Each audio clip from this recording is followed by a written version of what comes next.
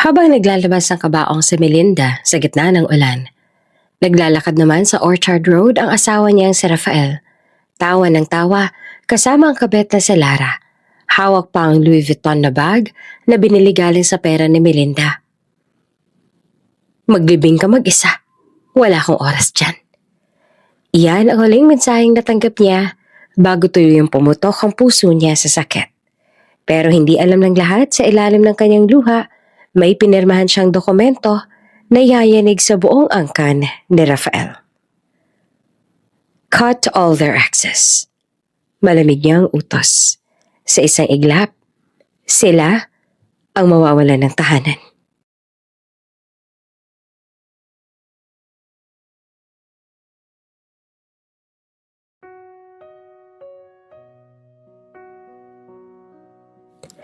Tahimik ang ospital ng gabing iyon. Ang tunog lang ng wall clock at mahina niyang paghinga ang bumabasag sa katahimikan. Nakahiga si Melinda Valencia, pawis sa pawis, habang mahigpit naman na nakakapit sa bedsheet. "Push pa, Ma Melinda," sabi ng nurse at ramdam ang bigat ng bawat kirot. Bawat sigaw na pinipigilan niya ay para wag marinig sa kabilang kwarto. Baka isipin nilang wala siyang kasama. Walang kamay na humahawak sa kanya. Walang tinig na nagsasabing kaya mo yan. Dapat sana'y nandun si Rafael. Ang asawa niya ang halos 3 taon at niyang pinagsisilbihan. Pero mula pa kahapon, hindi na ito sumasagot. Pag-ikot ng oras, narinig niya ang mahinang iyak ng sanggol. Parang saglit na tumigil ang mundo. "It's a baby girl," sabi ng doktor. Isang munting nilalang na parang sumisigaw ng bagong simula. Napaluha si Melinda, hindi sa sakit, kundi sa hiwaga ng sandaling iyon. Pero sa kabila ng luha, may malamig na puwang sa loob niya. Walang Rafael na sumigaw ng "Congrats, honey!" o nag-abot ng bulaklak. Dahan-dahan niyang hinaplos ang pisngi ng anak. "Hello, baby. Ako lang muna ha," mahina niyang sabi, halos bulong, bago tuluyang pumikit. Sa kabilang banda naman ng mundo, literal at emosyonal, abala si Rafael sa pag-aayos ng luggage. Nasa kondo sila ni Lara, ang kabet na dati PR consultant ng kumpanya nila. Sa salamin nakikita ni Lara ang sarili niya naka-dress. Bitbit ang designer bag na si Melinda mismo ang nagbayad noon bilang gift, months ago. "Ready ka na?" tanong ni Rafael habang inaayos ang passport. "Of course," sagot naman ni Lara sabay yakap sa kanya. "Finally, tayo naman. Walang istorbo." Natawa pa si Rafael. Tinanggal ang wedding ring at inalagay sa bulsa. "Singapore, here we come." Habang nag-ayos sila ng flight details, may dumating na notification sa phone ni Rafael. Missed call, Melinda, 5 times. Sandaling tumigil siya, pero mabilis din binura ni Lara ang ngiti niya gamit ang halik. "Huwag mo nang isipin, she'll be fine." "But she just gave birth," bulong na Rafael. Parang nakonsensya. "Exactly. May kasama naman yan sa ospital, right?" Tugon na Lara sabay ngiti. "You deserve this trip, Raf. After all, ikaw ang nagtatrabaho para sa lahat ng yan." Tumango si Rafael. Oo nga, trabaho raw. Pero kung totoo man, trabaho ba ang dahilan ng pagtalikod niya sa babaeng nagsakripisyo ng lahat? Kinabukasan, 6 a.m. sa labas ng bintana ng ospital, nakaupo si Melinda. Nakatingin sa anak na mahimbing na natutulog sa crib. May mga nurse sa dumaan. May dalang chart at gamot. "Congratulations po, ma'am," bati ng isa. "May darating na po ba na relative?" Sandaling natahimik si Melinda bago sumagot. "Wala. Ako lang." Napatingin ng nurse at halata na aawa, pero ngumiti. "Matapang po kayo, pero last lang muna ha." Pag-alis naman ng nurse, bumaling siya sa cellphone. Wala pa ring reply. Binuksan niya messenger. Scene lang ang huling mensahe. "Raf, please. Malapit na akong mga anak, nasa ospital na ako. Isang scene lang oh." Walang tugon. Napasinghap siya. Pilit na pinigilan ang pag-iyak. "Ang sakit mo naman," mahina niyang sabi. "Kahit isang text lang sana." Kinuha niya ang picture frame sa bedside table. Wedding photo nila iyon ni Rafael. Laki-laki ng ngiti niya noon. May panghakong habang buhay. Ngayon, tanging echo na lang ng I love you ang natitira sa isip niya. Sa airport sa Singapore, abala si Rafael at Lara sa pag-check-in. Ang paligid ay puno ng ilaw, mga tawa at ingay ng mga nagmamadaling turista. Let's take a selfie! Sigaw ni Lara sabay angat ng phone. Nakaakbay si Rafael, ngumiti at kinindatan siya. Perfect! Sabi ni Lara. Hashtag New Beginnings! Habang ina-upload ni Lara ang larawan, sabay din itong napadala bilang mensahe. Notification sa phone ni Melinda. Nakaupo sa ospital. Pagod, may luha pa sa pisngi. Tumunog ang phone na akala niya ay mensahe na ni Rafael. Nangihinig niyang binuksan ng isang larawan. Si Rafael, nakasmile. Samantalang si Lara nakasandal sa balikat nito. Sa likod nila, boarding gate, may signage. Singapore Airlines Flight SQ921. Napatitig siya. Parang may kumirot sa tip-tip. Tiningnan niya ang anak. Mahimbing pa rin itong tulog. Pinilit niyang ngumiti, ngunit biglang tumulo ang luha. Habang ako dito, dinudugo pa. Bulong niya. Ikaw? Nakangiti na. Hinawakan niya ang cellphone. Pinanood ang screen hanggang lumabo sa luha. Hindi niya alam kung paano magsisimula. Pero alam niyang may natapos na ngayong gabi. Hindi lamang panganganak, kundi ang huling sandali ng kanyang tiwala. Sa labas ay lalong lumakas ang ulan. Parang sinasabayan ang bawat tibok ng puso niyang naghihingalo sa sakit. Pero sa ilalim ng bawat patak, may katahimikan din. Parang paon ng hinga bago ang bagyong paparating. At sa gitna ng katahimikan, mahina niyang sinabi, kung ito ang simula, dapat matutunan kong maging matatag para sa anak ko. Niyakap niya ang sanggol, hinalikan sa noo at pinikit ang mga mata. Sa kabilang dulo naman ng mundo, tawa ng tawa si Rafael. Sa ospital naman, tahimik na umiiyak si Melinda. Dalawang magkaibang mundo, isang gabi.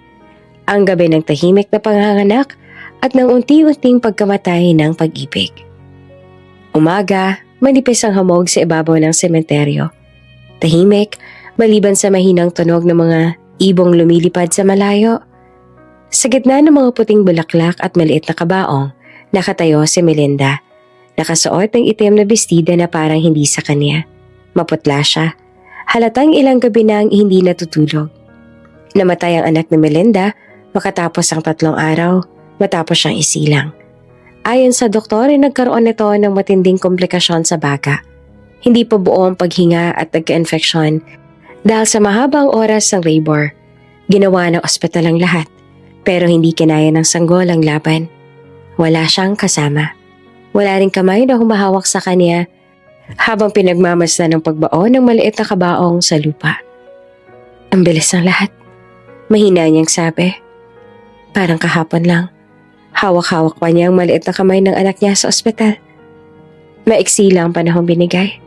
Pero sapat na para maramdaman niyang buo na sana ang mundo niya.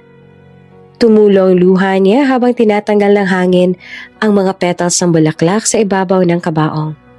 Walang dumating na pamilya ni Rafael. Wala ring text, wala ring tawag. Parang ang lahat ay naglaho kasama ng anak niyang si Mira. Pangalan na pinili niya kahit hindi nagustuhan ni Rafael. Lumapit ang pare at mahinang nagsabi, "Tapusin na po natin, ma'am." Tumango siya. Dahan-dahan siyang lumuhod at hinaplos ang takip ng kabaong bago ito tuluyang ibinaon. "Anak, pasensya na kung ako lang." Bulong niya, halos pabulong sa hangin. Pagkatapos ng seremonya, naiwan siyang mag-isa sa gilid ng sementeryo. Nilabas niya ang maliit na kumot ng anak. Kulay puti. May bordang bulaklak sa gilid. Amoy gatas pa rin. Habang niyayakap iyon, parang naririnig pa rin niya ang mahinang iyak na hindi na muling marinig. Tumigil siya sandali nang may tumunog sa kanyang telepono. Unknown number. Ma'am Melinda, this is from Villarreal & Co. Law Firm. May kinuha pong emergency power of attorney under your name. Please confirm. Napakunot ang noon niya. Emergency power of attorney? Bulong niya. Hindi niya alam kung anong ibig sabihin nun. Hindi naman siya pumirma ng kahit ano. Habang tinititigan niya ang message, may napansin siyang kakaiba sa kumot na hawak niya. Sa ilalim ng bordang balaklak, may manipis na tela na may sulat. Parang initials sa tinahe sa loob. Sinilip niya ng mabuti na nakasulat. RV. Nanlamig ang kamay niya. RV? Rafael Villarreal? Napatitig siya sa malayo. Hangin lang maririnig, pero parang may bigat sa dibdib niya. Bakit may pangalan ni Rafael sa kumot na binigay ng ospital para sa anak niya? Hindi ba't ibang pangalan na ginamit nila sa record ng delivery? Pinilit niyang alalahanin kung sino ang nagbigay ng kumot. Naalala niyang nurse ang nag-abot, sabi pa nito. Galing po ito sa donations, ma'am, para sa mga bago pong panganak. Pero paano kung hindi simpleng donation na yun? Umihip ang malamig na hangin. Dahan-dahan niya sinilid ang kumot sa bag at naglakad palayo sa sementeryo. Bawat hakbang, para may bigat ng tanong na hindi niya alam kung saan magsisimula. Pagdating niya sa labas, muling tumunog ang cellphone. Reminder, please come to our office to verify your signature. May nagbago po ng account details ninyo. Natigilan si Melinda. 2 mensahe sa loob lang ng kalahating oras. Pareho tungkol sa pangalan niya, sa mga dokumento, at mga bagay na hindi niya alam na pinirmahan. Tumingala siya sa langit. Mira, tulungan mo si Mama ha? Mahina niyang sabi. Sa di kalayuan, may nagmamasid. Isang lalaking nakasombrero, nakasandal sa poste, hawak ang cellphone na nakatutok sa kanya. Bago siya sumakay ng taxi, pinindot ng lalaki ang send button. Confirmed. She's seen the message. Sa loob ng sasakyan, tahimik lamang si Melinda. Nakatingin siya sa bintana. Sa mga punong unti-unting nilalamon ng ulan. Wala siyang alam na sa sandaling iyon, nagsimula ng isang plano na matagal nang tinatahe. At ang pangalan niya ang ginamit sa simula ng lahat. Mainit ang sikat ng araw sa Singapore. Kumikislap sa mga salamin ng mall sa Orchard Road. Nakashade si Rafael Valencia. Bit-bit ang shopping bags habang nakasunod naman sa kanya si Lara. Tawa sila ng tawa habang nagve-video sa phone. Babe, tingnan mo tong bag. Sabay angat ni Lara ng bagong Louis Vuitton. Limited edition to, dapat may kapareho kang belt. Ngumiti naman si Rafael. Halatang sanay na sa ganitong eksena. Okay, kunin mo na. Charge mo lang sa platinum card ko. Ang dali mo talagang kausap. Sabi pa ni Lara, sabay halik sa pisngi niya. I swear, you're the best husband. Boyfriend. Tumawa naman si Rafael. Pero sandali ring natahimik. Wife, bulong niya. Technically, may asawa pa ako. Then, unahan mo siya. Sagot ni Lara ang seryosong tono. Once na maayos na yung mga papeles sa Pilipinas, you'll be free. Tayo na talaga. Samantala sa Pilipinas, halos mapuno ng pawis ang kamay ni Melinda habang nakapila sa bangko. Nakasling bag siya. Nakasuot ng simpleng blouse at jeans pero halata ang pagod at lungkot sa mukha. Ma'am, good morning. Bati ng teller. Ano pong transaction? Gusto ko po sanang i-check ang balance ng joint account namin ng asawa ko. Sagot niya. Under Melinda at Rafael Valencia. Ilang click sa keyboard. Ilang sandaling paghihintay at napansin ng teller na nag-ibang ekspresyon. Ma'am, teka lang po ah. Bumalik ito matapos ang ilang minuto at may kasamang manager. Mrs. Valencia, maingat ang tono. Ang account po ninyo ay closed na. Parang tumigil ang mundo ni Melinda. Closed? Paano ho naging closed? Ako ang primary account holder. Titingnan ko po ha, sabi ng manager. Ayon sa record, may authorization for closure signed by both account holders. Naka-attach po ang dokumento. Inabot ng manager ang printout. Pagkakita ni Melinda sa papel ay halos hindi siya makapaniwala. Nandoon niya ang pirma niya. Pero alam niyang hindi niya yon lagda. Hindi ako pumirma nito. Mariin niyang sabi. That's a forged signature. Pag uwi niya, agad niyang binuksan ang laptop. Isa-isa niyang chinek ang bank accounts, pati business emails. 2 pang hindi niya ma-access. Invalid password or unauthorized login. Napaluhod siya sa sahig, hawak ang ulo.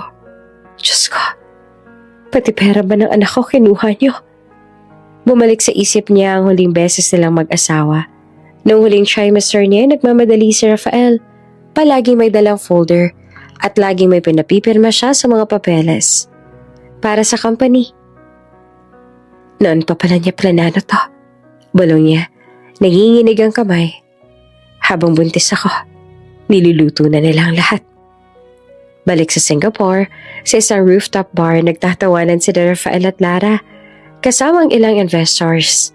May mga wine glass, may jazz music sa background. Cheers to a fresh start! Sigaw ng isa. Cheers! Sabay ngiti ni Rafael. Pero pansamantala siyang natahimik nang makita ang notification sa phone.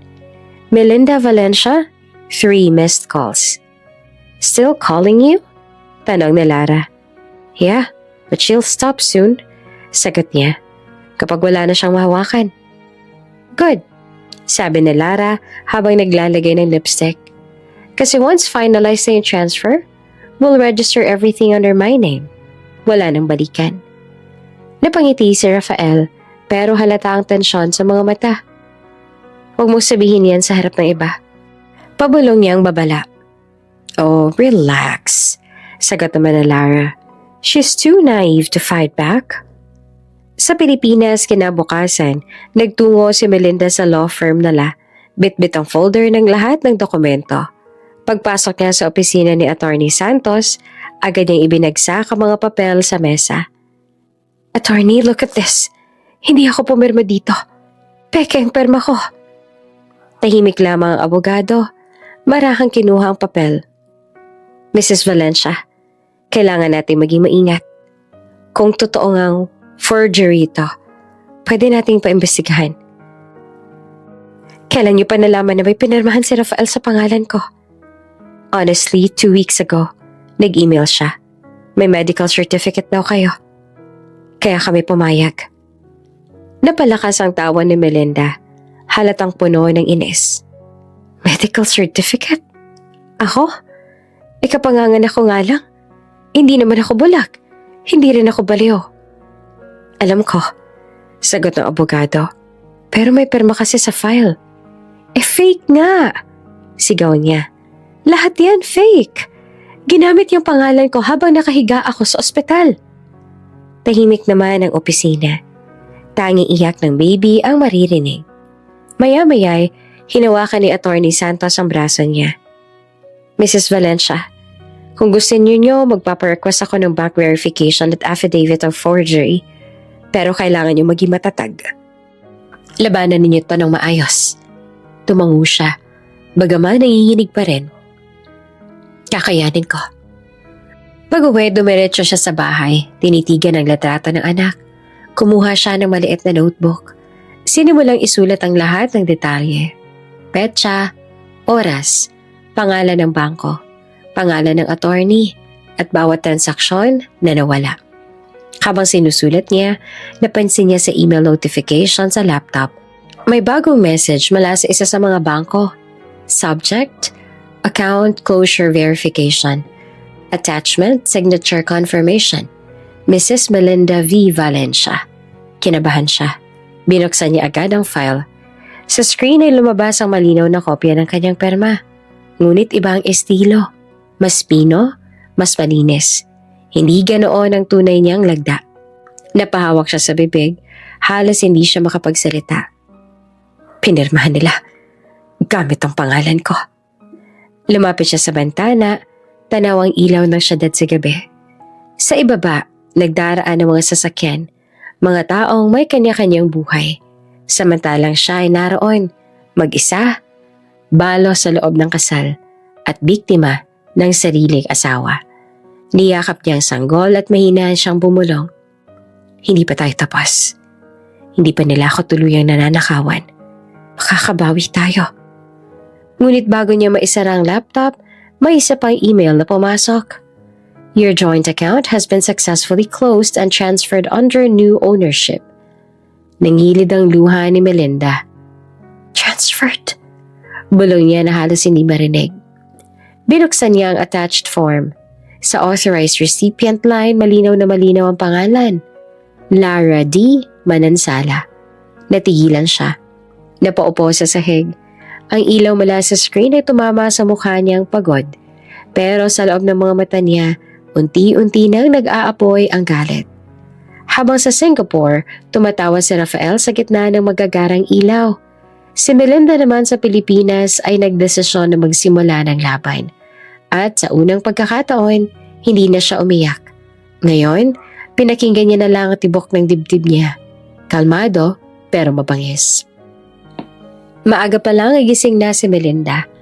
Ang dating malambot na kama at aircon na mansyon ay napalitan ng maliit na kwarto sa inuupahang apartment sa may Pasig.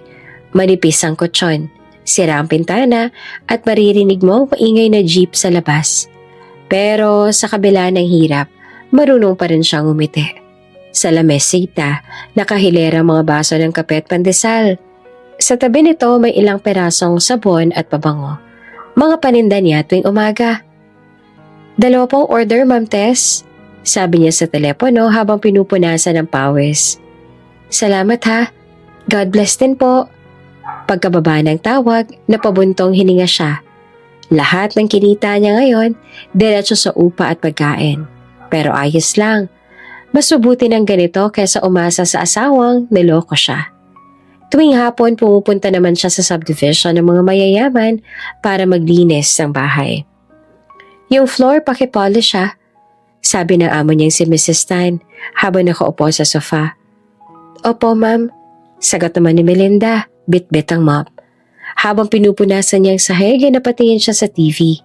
Isang travel vlog ang pinapalabas. Welcome to Singapore.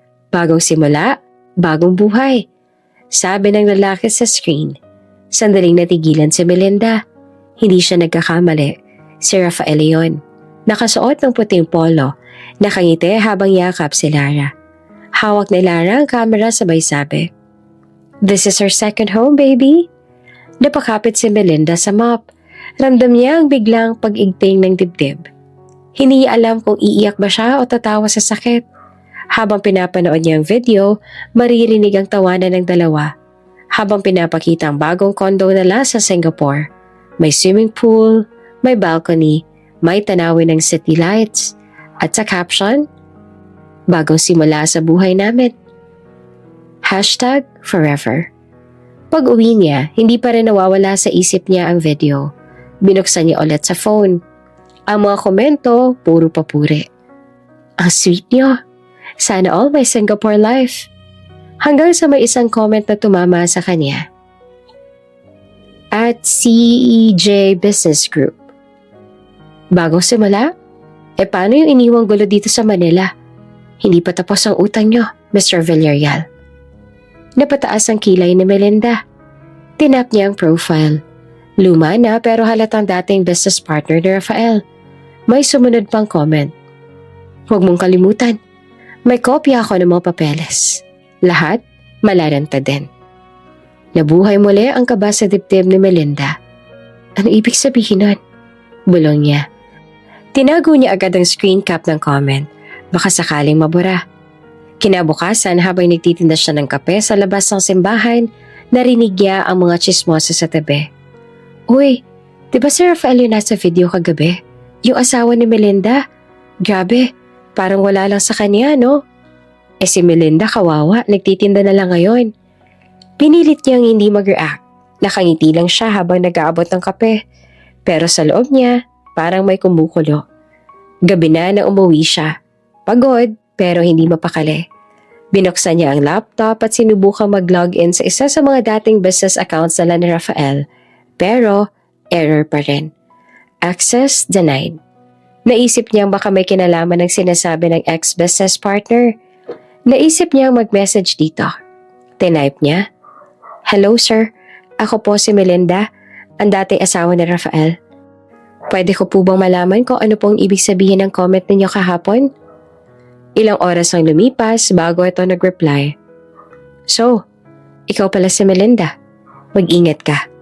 Lahat ng akala mong pag-aari mo, nilipat niya. Noon pa.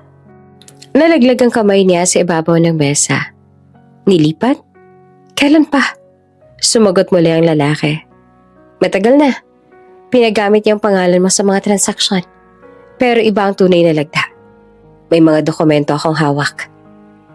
Nabuhayan siya ng kaunting pag-asa, pero may halong takot. Pwede po bang magkita tayo? Hindi muna sa ngayon. Delikado. May mga taong nagmamanman. Hintayin mo ako ang lumapit. Napatitig siya sa screen. Nanginig ang kamay. Parang biglang sumikip ang maliit niyang kwarto.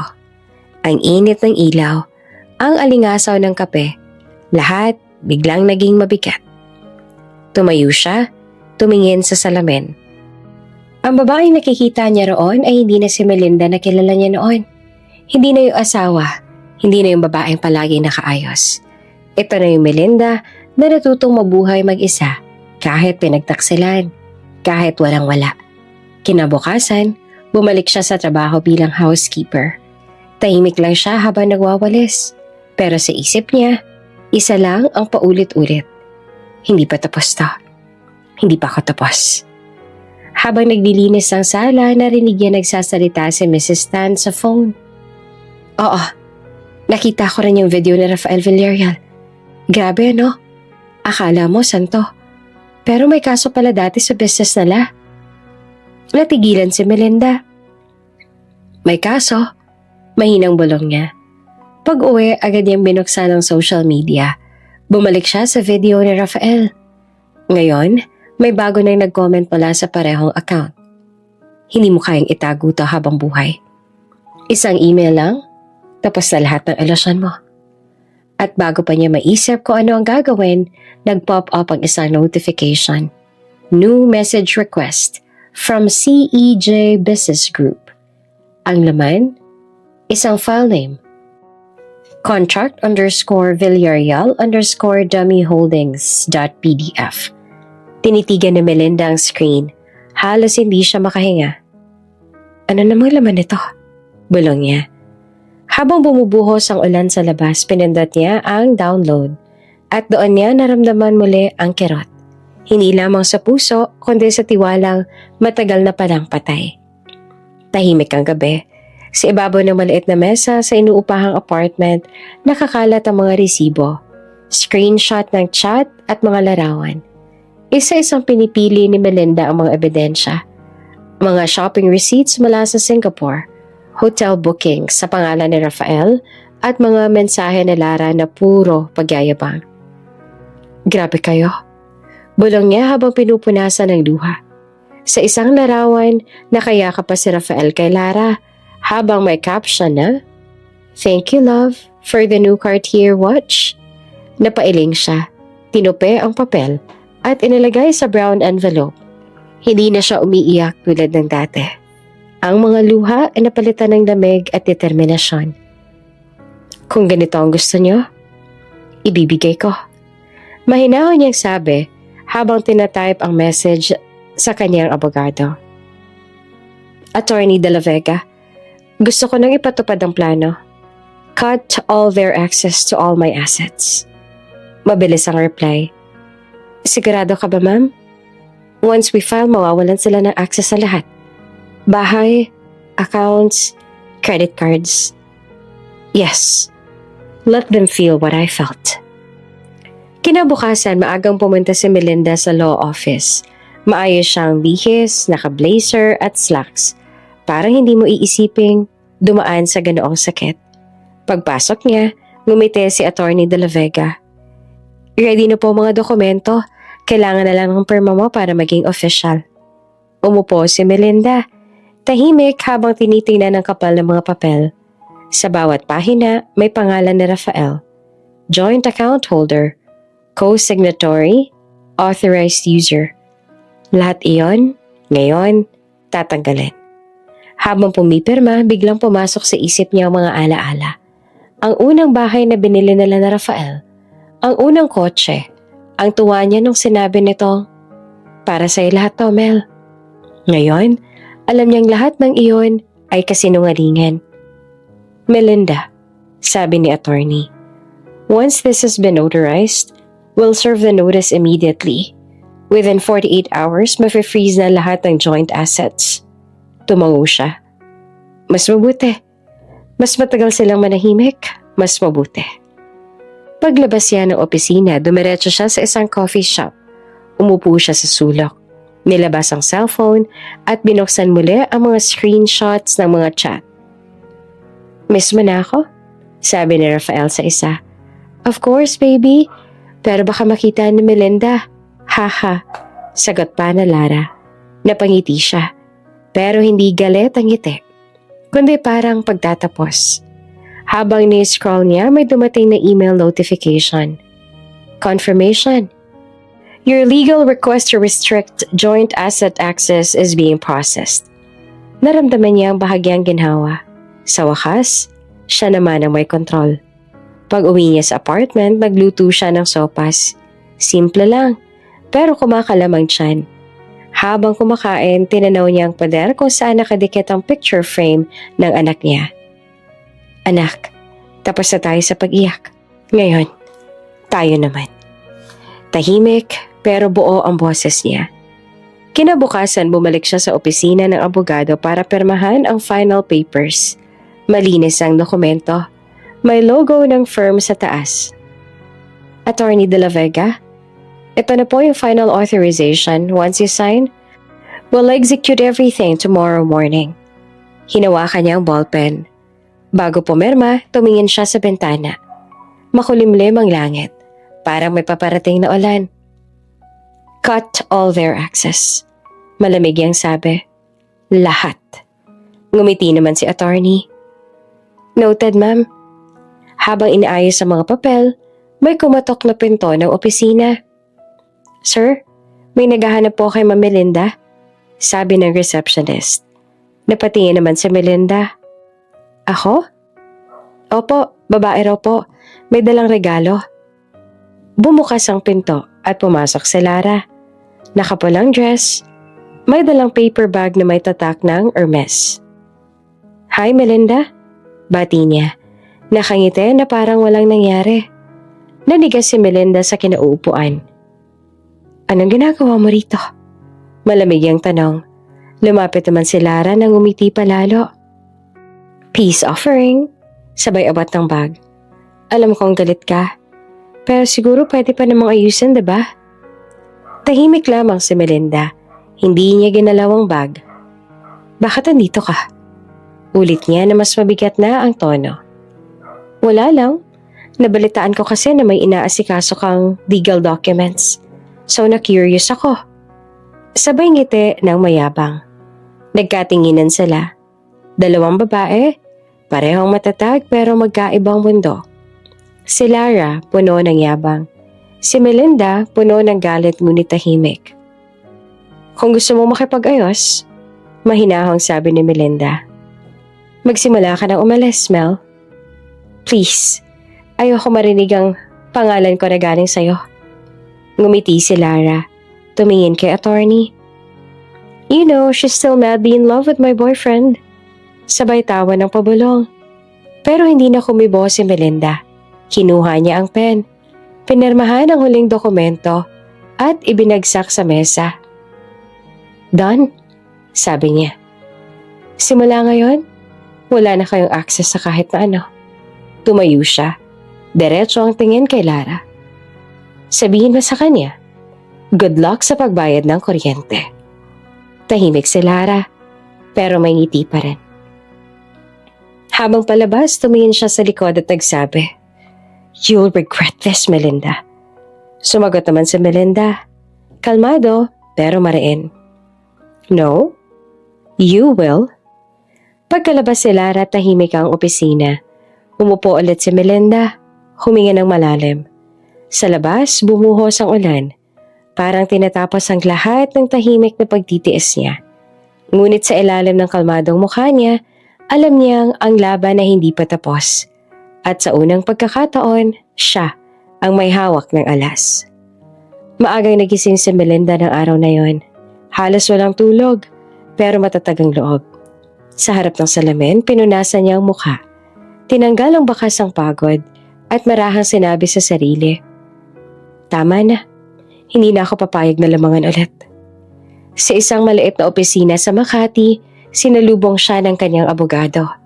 Isang babaeng nasa mid-30s, seryoso at mabilis kumilos. "Ready ka na?" Tanong nito habang inaabot ang folder na puno ng papeles. Tumango si Melinda. "Matagal ko na tong gustong gawin. Hindi ko na kayang makita na sila gumagastos ng pinaghirapan ko." Ilang araw niya nang pinag-ipunan ng lakas ng loob ang hakbang na ito. Lahat ng joint accounts nila ni Rafael, pati ilang investment sa kumpanya ng pamilya, pina-freeze niya. May mga dokumentong nagpapatunay ng kaniyang pagmamay-ari. Pati na rin ang mga transaksyong ginamit ni Rafael sa pagpupondo ng luho nila ni Lara sa Singapore.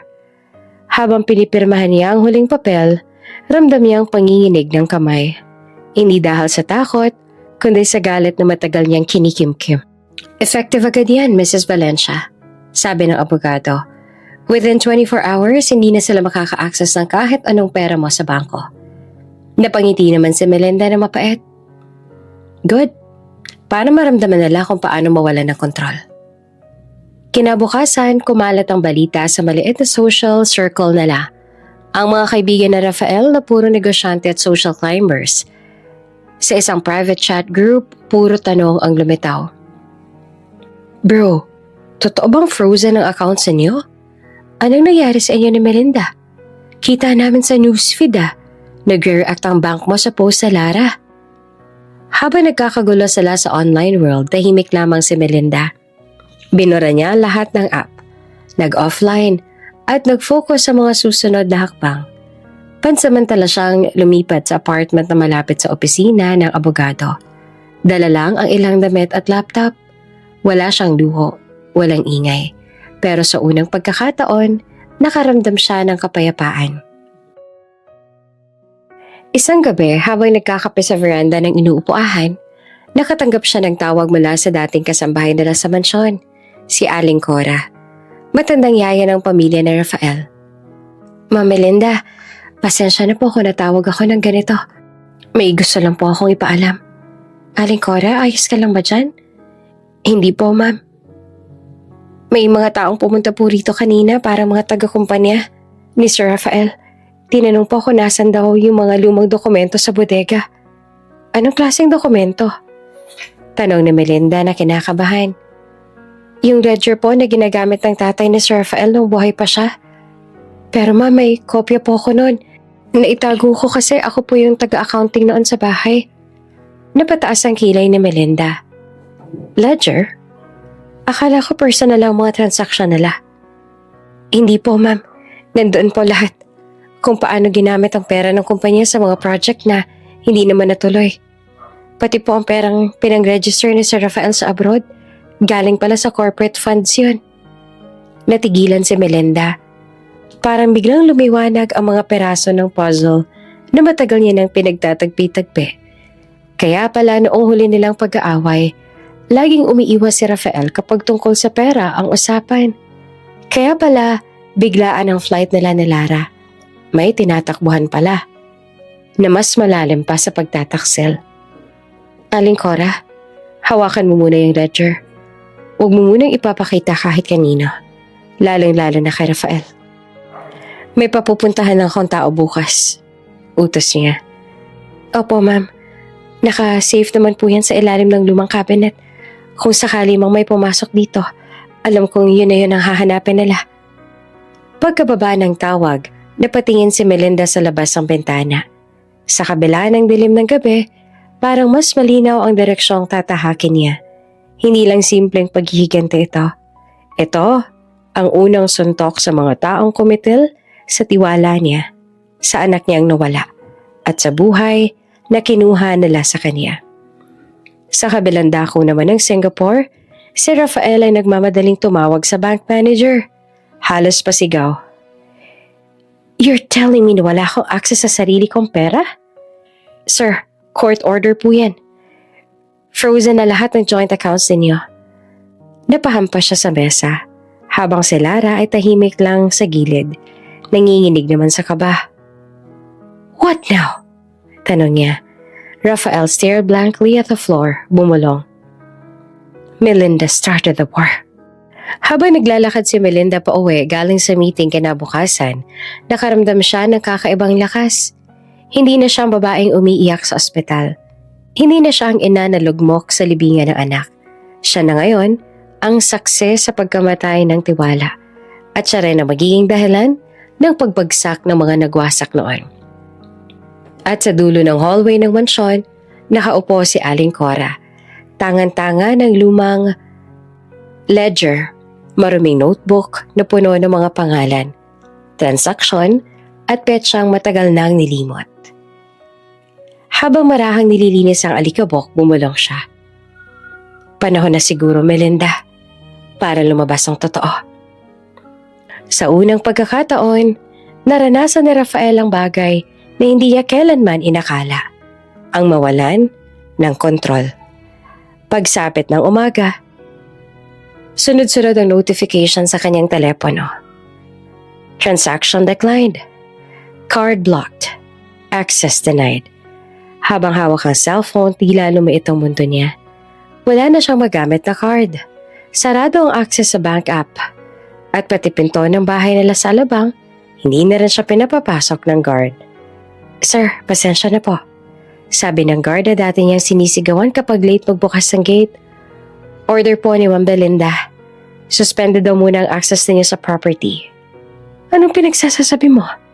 Akong may-ari niyan." Galit niyang sigaw habang pinipilit ipakita ang ID. "Wala po ako magagawa, sir. Court order daw po. Effective kahapon." Tumitig si Rafael sa isa sa mga rest house. Ang bahay na siya mismo ang nagdisenyo. Kung saan siya nagpakasal at kung saan tumira si Melinda bago ito tuluyang nawasak ng kataksilan. Ngayon, isa na lang siyang bisita sa sariling teritoryo. Lumabas mula sa loob ng gate si Melinda. Maayos ang bihis. Kalmado pero malamig ang tingin. "Rafael," mahinahon niyang sabi, "wala ka ng karapatang tumira dito. Lahat ng dokumento ay nasa pangalan ko na." Teka, Melinda, hindi mo pwedeng gawin to sa akin." Sigaw niya na halos mangiyak-ngiyak. "Ginawa mo na yan sa akin noon. Tinanggal mo sa akin ang respeto, ang dignidad, pati anak natin. Ngayon, ako naman." Tahimik ang paligid. Tanging ihip lang ng hangin at ang kaluskos sa mga dahon sa driveway ang maririnig.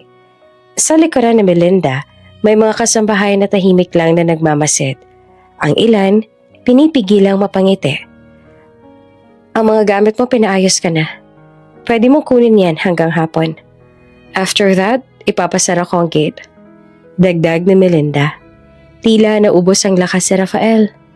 Ang lalaking sanay na utusan ng iba, ngayon parang batang pinagsasabihan. "Melinda, please, give me a chance to explain." Pakiusap niya. Pero ngumiti lang si Melinda. Mapait, pero matatag. "Ang paliwanag, Rafael? Huli na palagi kapag may kasalanan." Sa mansyon nila ang totoong bahay, nagmamadaling mag-impake ang pamilya ni Rafael.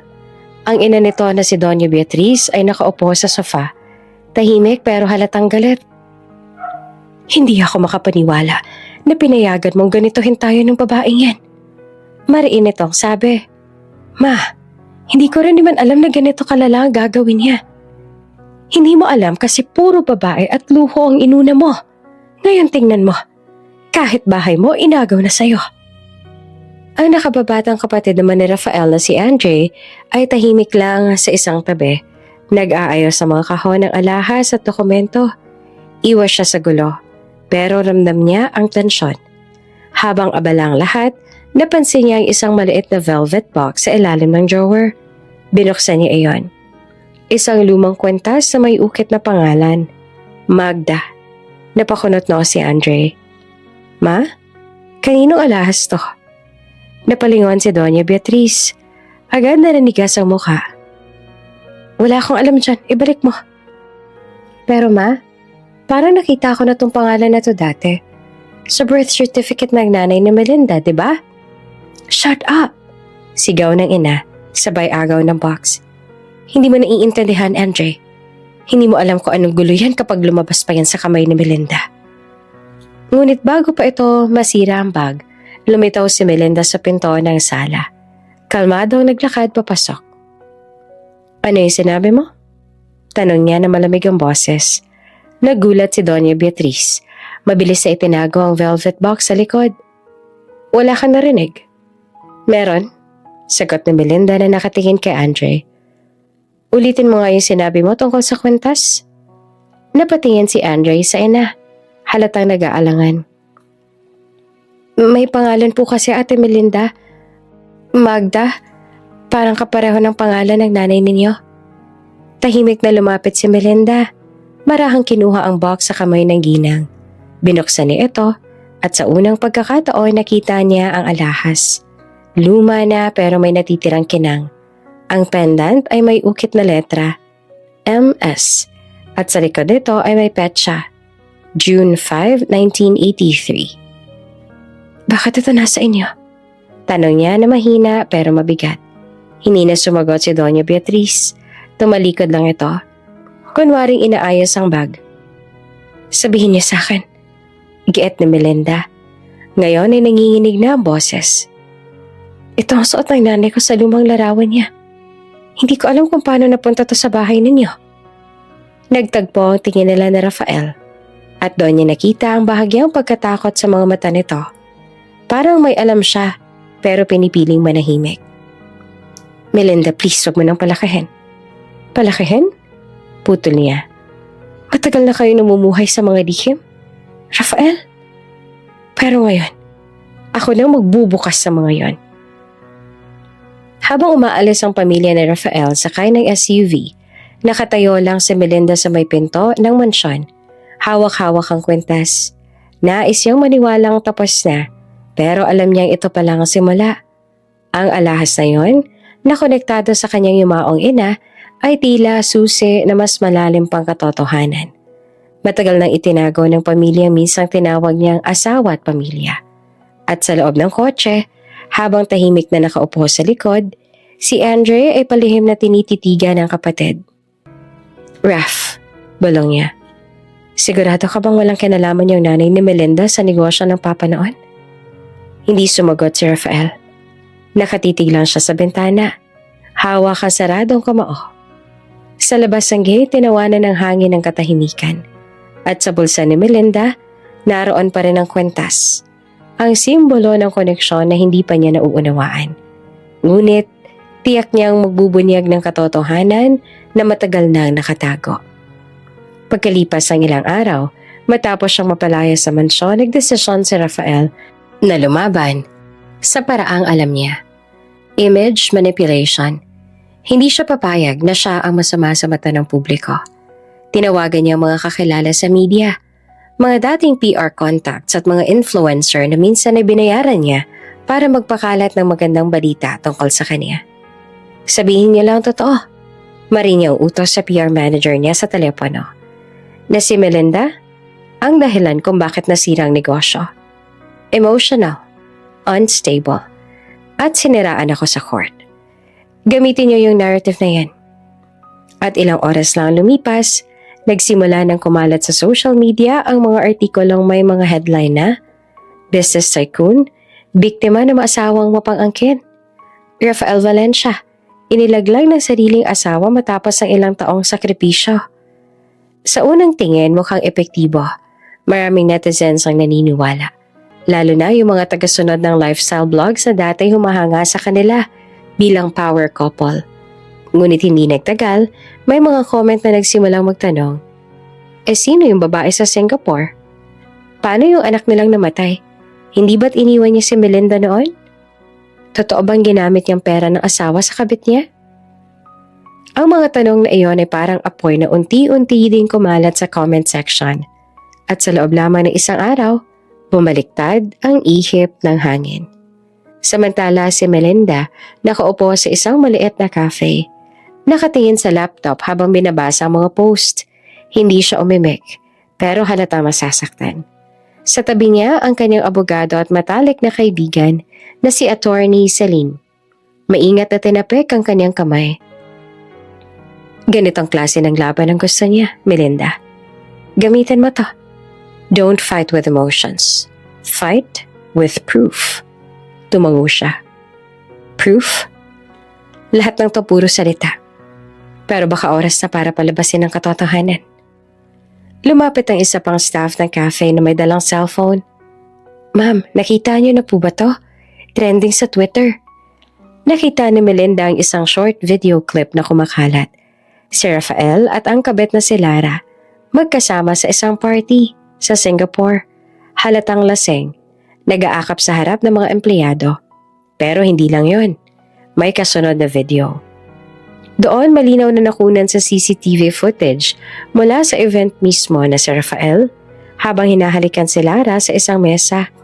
Habang nakatingin ng mga staff, halatang nahihiya pero walang magawa. Sa background, may boses na sumisigaw. Boss, baka may makakita. Pero sagot ni Rafael, tumatawa. Wala na akong pakialam. Ako ang may-ari dito.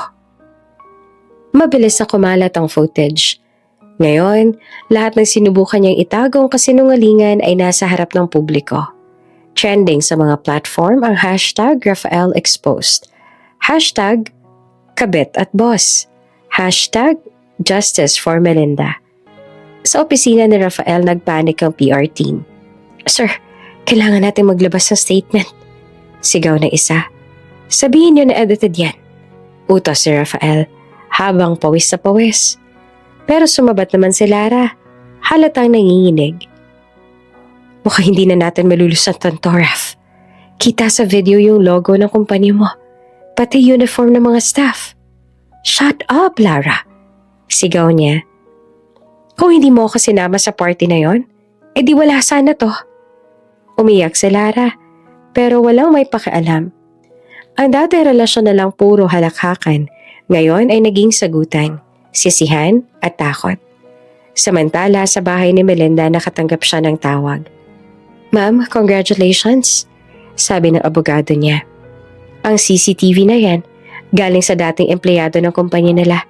Siya raw ang nagpadala bilang ganta sa ginawang panlilin lang ni Rafael. Hindi ko pinagawa to, sagot ni Melinda.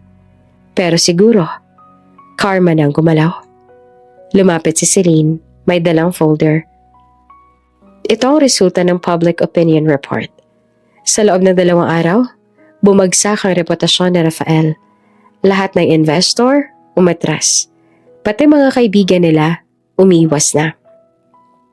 Tahimik si Melinda habang nakatingin sa bintana. Hindi siya natuwa, pero ramdam ang kakaibang ginhawa. Hindi ko gustong sirain siya. Mahina niyang sabi. Gusto ko lang maramdaman niyang yung sakit na binigay niya. May baliktan. Kinabukasan, naglabas ng statement si Rafael sa TV. Desperadong bawiin ang imahe niya. Hindi po totoo ang mga kumakalat na video, sabi niya. Halatang pinilit ang kumpiyansa nito. Ito po ay paninira ng mga taong inggit sa amin. Mahal ko ang asawa ko at inaayos ko na po ang lahat. Ngunit bago pa matapos ang live interview, may nag-pop up na live comment. Raf, ako yung staff sa party. Alam kong totoo yan. Sir, may video pa po na hindi lumalabas. Stop lying. Lahat kami sa kumpanya, alam ang totoo. Tila binuhusan ng yelo si Rafael. Habang nakatutok ang camera, hindi niya napigilang mapatigil at mapayuko. Ang PR manager niya halos manginig sa likod ng camera booth. Kinagabihan nag-scroll si Melinda sa phone habang nakahiga sa kama. May tumatawag na unknown number pero hindi niya sinagot. Pagkatapos ay may nag-text. Unknown. Hindi pa tatapos, Mrs. Valencia. May mas malalim pa sa akala mo. Napatingin siya sa mensahe. Kumabog ang dibdib niya. Hindi niya kilala ang nagpadala, pero ramdam niyang may paparating pa. Isang lihim na magbubunyag ng kasalanang hindi pa niya natutuklasan. Tumingin siya sa salamin, pinunasan ng luha at mahina niyang bulong. Kung akala nila tapos na to, nagkakamali sila. Ngayon pa lang ako magsisimula. Ang umaga ay tila mas tahimik kaysa karaniwan. Pero sa bawat cellphone sa bansa, pangalan ni Rafael Valencia ang laman ng mga balita. Sa bawat TV, headline ang paulit-ulit. Scandal video of businessman Rafael Valencia and Mistress Lara goes viral. Valencia Group stocks crashed by 48% after infidelity scandal. Nasa lahat ng platform, Facebook, TikTok, Twitter, may clip, may meme, may reaction. Oops! May break muna. Gusto mo bang ma-shoutout dito sa channel ni Ate Jane? Mag-comment lang ng lesson you learned from the latest story uploaded. Dahil pipili kami ng isang best comment of the day para i-shoutout sa susunod na upload. Kaya huwag kalimutang mag-iwan ng lesson you learned after you watch this video. Maraming salamat! Shoutout nga pala kina Sherry Lynn from Kuwait, Sani Romano, at Bekang Samonte. Sa ating mga taga-subaybay, paki-comment naman po sa baba kung taga saan kayo para alam ko kung hanggang saan umaabot ang mga kwento ni Ate Jane at para ma-shoutout ko kayo sa mga susunod pa nating mga kwento. Maraming salamat sa pakikinig!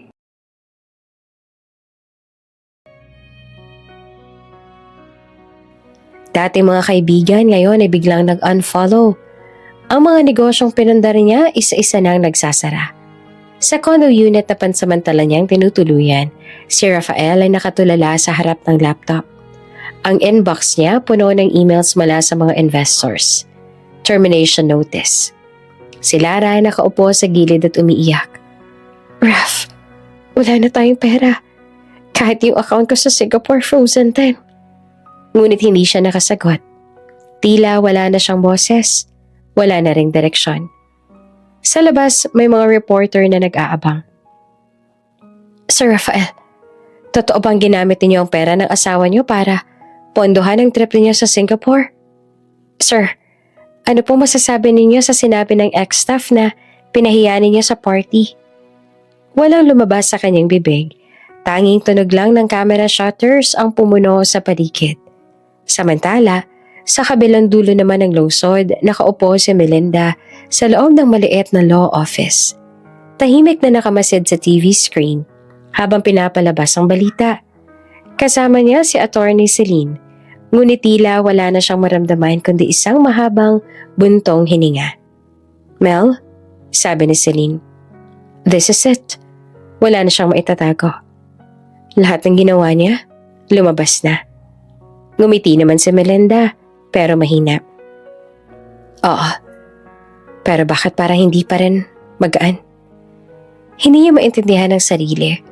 Matagal niyang hinintay ang araw na to, ang makitang bumagsak ang taong nang abuso sa kanya. Pero habang nakikita niyang ginugupo ng kahihiyan si Rafael, may kakaiba namang kirot sa puso niya.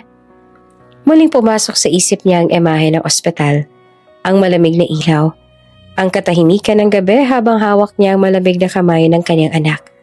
Walang Rafael noon. Wala ring pamilya. Siya lang. Umiiyak. Walang yakap. Walang boses na nagsasabing, kaya mo yan. Napapikit siya.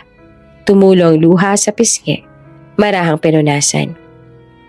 Siguro dahil kahit papaano, dati siyang mahal ko. Mahina niyang sabi. Tahimik si Celine. Hindi na sumagot. Sapagkat alam niyang hindi ito tagumpay na masaya, kundi tagumpay na may kasamang sugat. Kinagabihan sa bahay ni Melinda, dumating ang ilang empleyado ng media. Ma'am Melinda, sabi ng isa, pwede po ba kayo magbigay ng statement tungkol sa issue ni Sir Rafael? Ngumiti siya. Magalang pero matatag. Wala akong dapat ipaliwanag. Lahat ng nangyari na. Ang hustisya, kusa ng gumalaw. Pagkatapos ay isinara niya ang gate. Ayaw niya nang maging bahagi ng circus na nilikha ni Rafael. Pumasok siya sa loob ng bahay, diretso sa kwarto ng kaniyang yumaong anak. Nandoon pa rin ang maliit na crib, ang stuffed toy na naiwan, at ang mga frame na hindi pa niya matanggal sa dingding.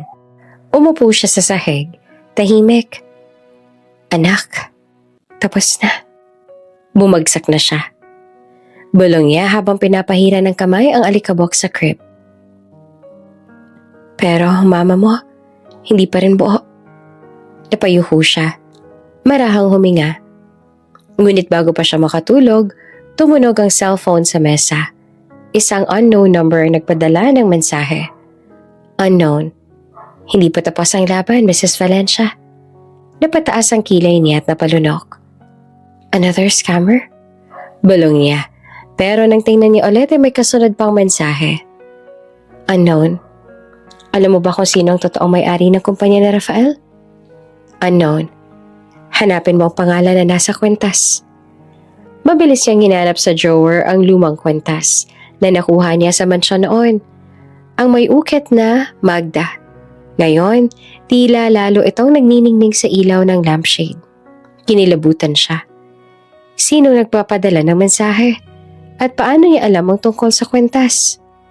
Kinabukasan, paglabas si Melinda ng bahay, may nakaparadang kotse sa tapat. May isang lalaki sa loob, naka-sunglasses, tahimik lang na nakamasid. Tiningnan niya ito, pero hindi niya makilala.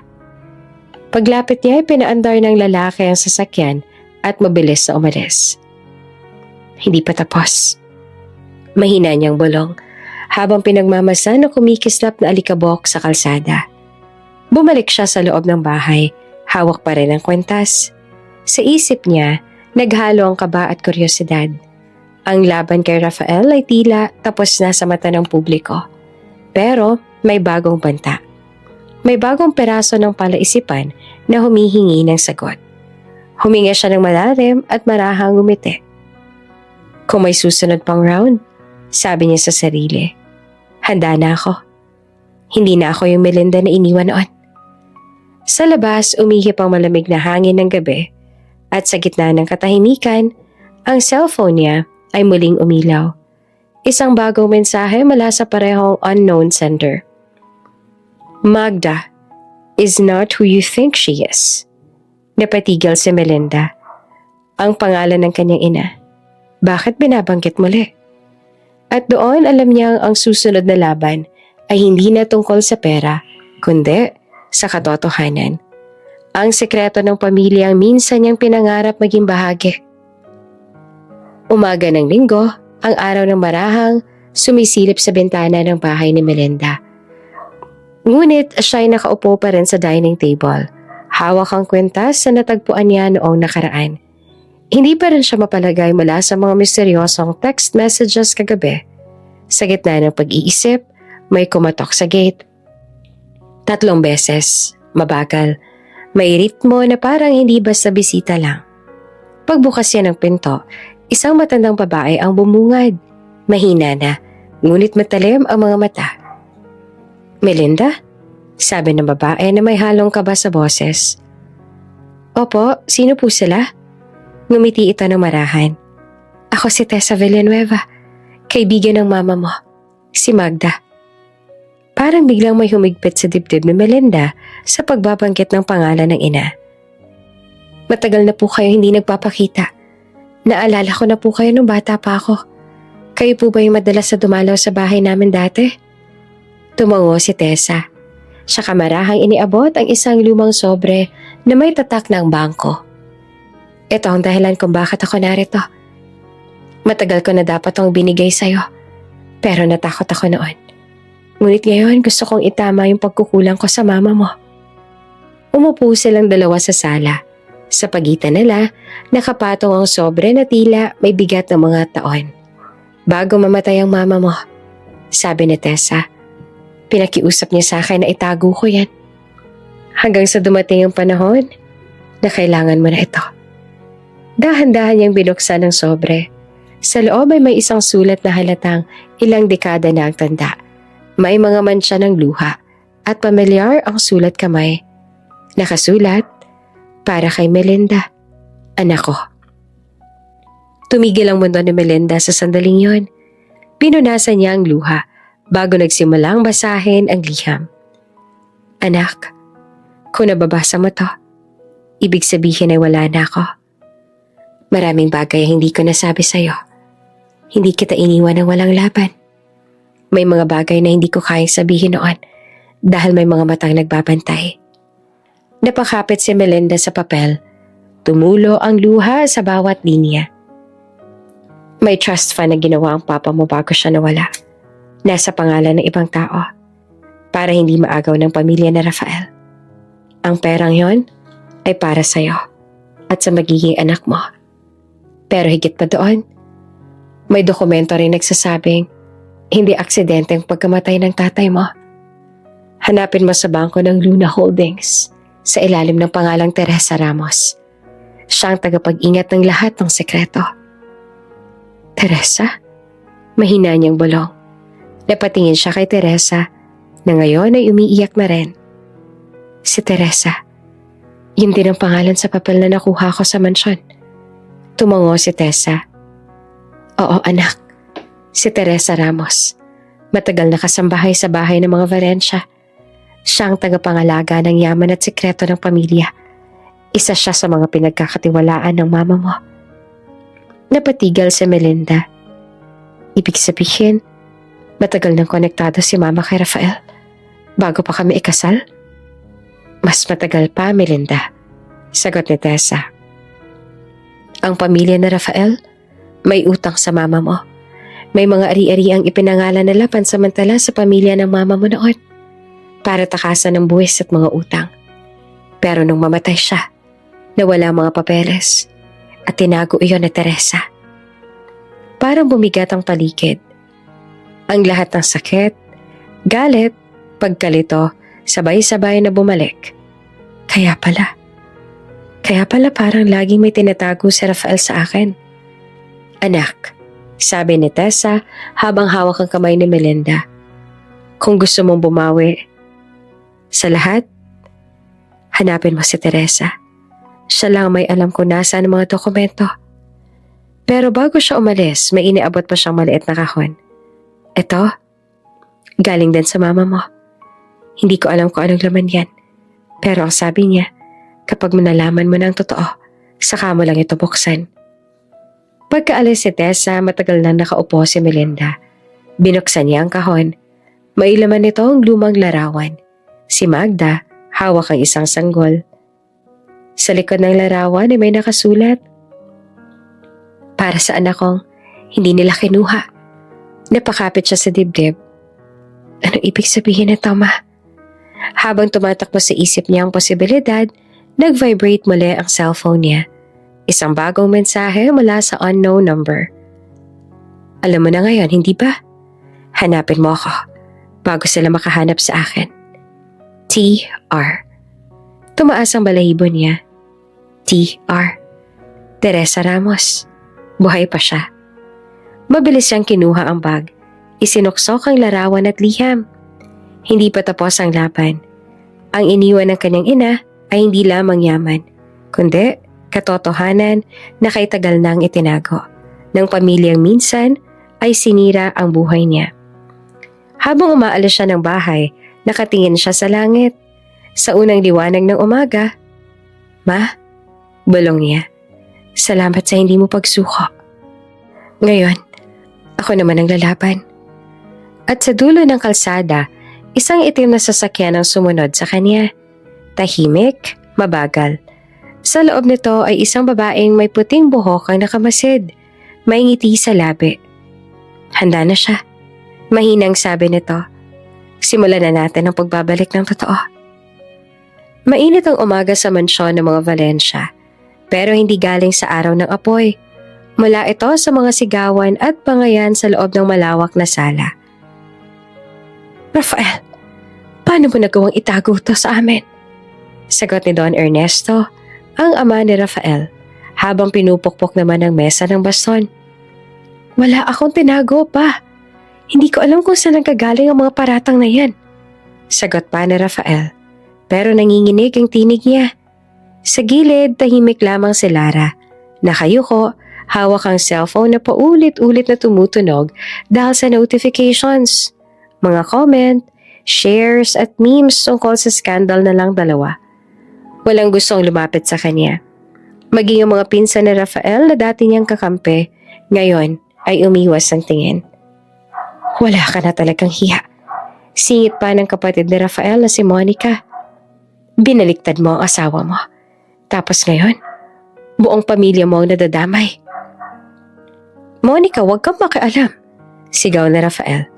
Makikialam ako dahil pinapahiya mo kami sa buong lipunan. Yung asawa mo si Melinda, kahit sinira mo, mas may dignidad pa rin sa'yo.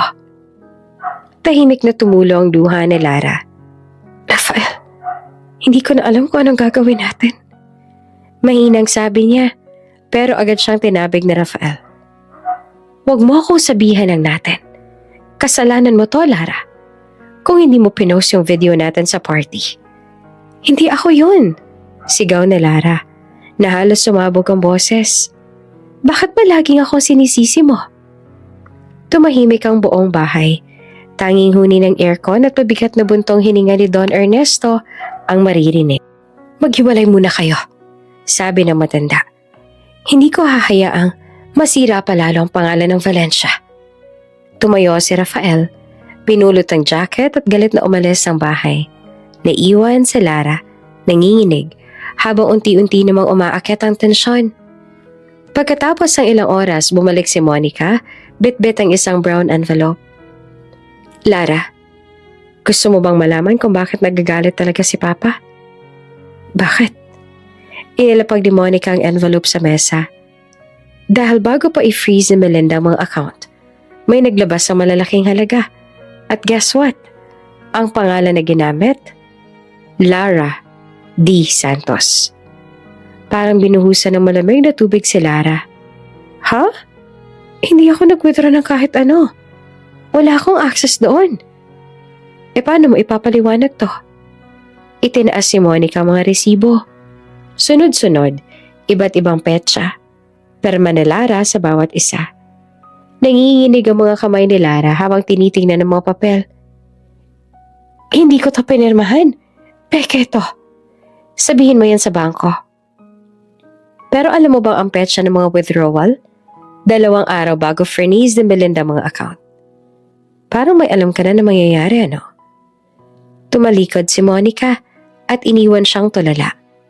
Hindi niya alam kung paano makakapagpaliwanag. Mabilis niyang tinawagan si Rafael pero hindi sinasagot ang tawag. Please, love, sagutin mo. Bulong niya habang nanginginig. Nang hindi ito sumagot, nagpadala siya ng mensahe. Raf, kailangan natin na mag-usap. May lumabas sa mga resibo. Hindi ako yon. Maniwala ka sa akin. Pero wala pa ring tugon. Sa kabilang banda, si Rafael naman ay nasa kotse. Umiiyak habang nakasandal sa manibela. Tiningnan niya ang phone screen. May 50 missed calls mula kay Lara at 3 email mula sa abogado. Urgent. Inquiry from Central Bank regarding fraudulent withdrawals. Pinikit niya ang mga mata at sa unang pagkakataon, napagtanto niyang baka hindi lahat ng kontrol ay hawak pa niya. Sa bahay, bumalik si Lara sa kwarto na Rafael.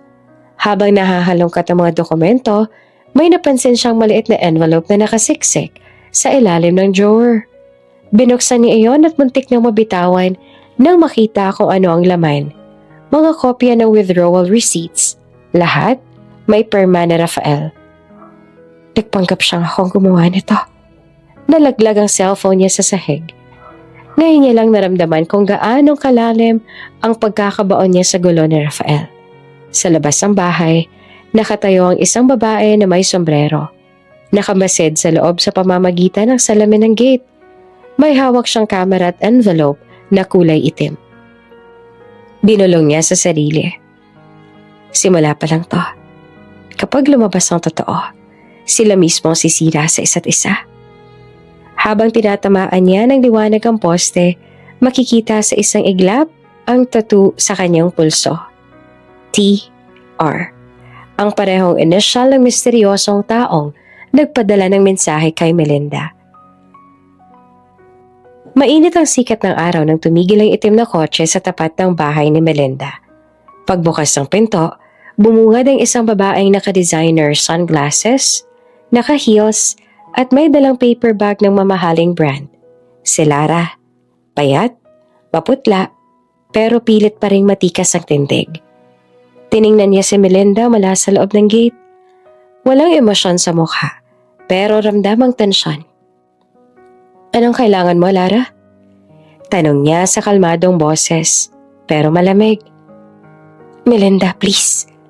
Mahinahong sagot ni Lara habang lumapit. Hindi ako nandito para makipag-away. Gusto ko lang na makipag-ayos. Saglit na natahimik si Melinda, tsaka binuksan ang gate. Sige, pumasok ka. Pero mabilis lang ako, may lakad pa ako. Pagpasok nila sa sala, pansamantalang nabuhay ang mga alaala ng dating tahanan ni Melinda. Ang mga kortinang siya mismong pumili. Ang sofa na pinagtawanan nila noon ni Rafael habang nanunood ng pelikula. Ngayon, ibang-iba na. Walang halakhak, puro lamig. Inilapag ni Lara ang dala niyang paper bag sa mesa. Pasalubong sana, sabi niya sabay ngiti. Galing Singapore, para sa'yo. Hindi ko kailangan ng kahit ano galing sa'yo, sagot ni Melinda. Hindi man lang tiningnan ang laman. Sabihin mo na kung ano talagang pakay mo. Huminga ng malalim si Lara at umupo. Melinda, pagod na ako. Hindi ko na kayang ganito. Si Rafael, galit sa lahat. Pati sa akin. Wala na kaming pera. Frozen ang accounts. Baka naman pwedeng makipag-areglo tayo. Gusto ko lang ng kapayapaan. Tahimik si Melinda. Pinagmamasdan lang siya. Anong kapayapaan ang sinasabi mo? Tanong niya. Yung kinuha mo sa akin noon? O yung gusto mong kunin ulit ngayon? Napalunok si Lara. Hindi ganon. Sabay kuha ng envelope sa bag. Ito kasi, may dokumento akong pinasuri sa abogado. Kung pipirmahan mo, pwede nating ayusin ang lahat.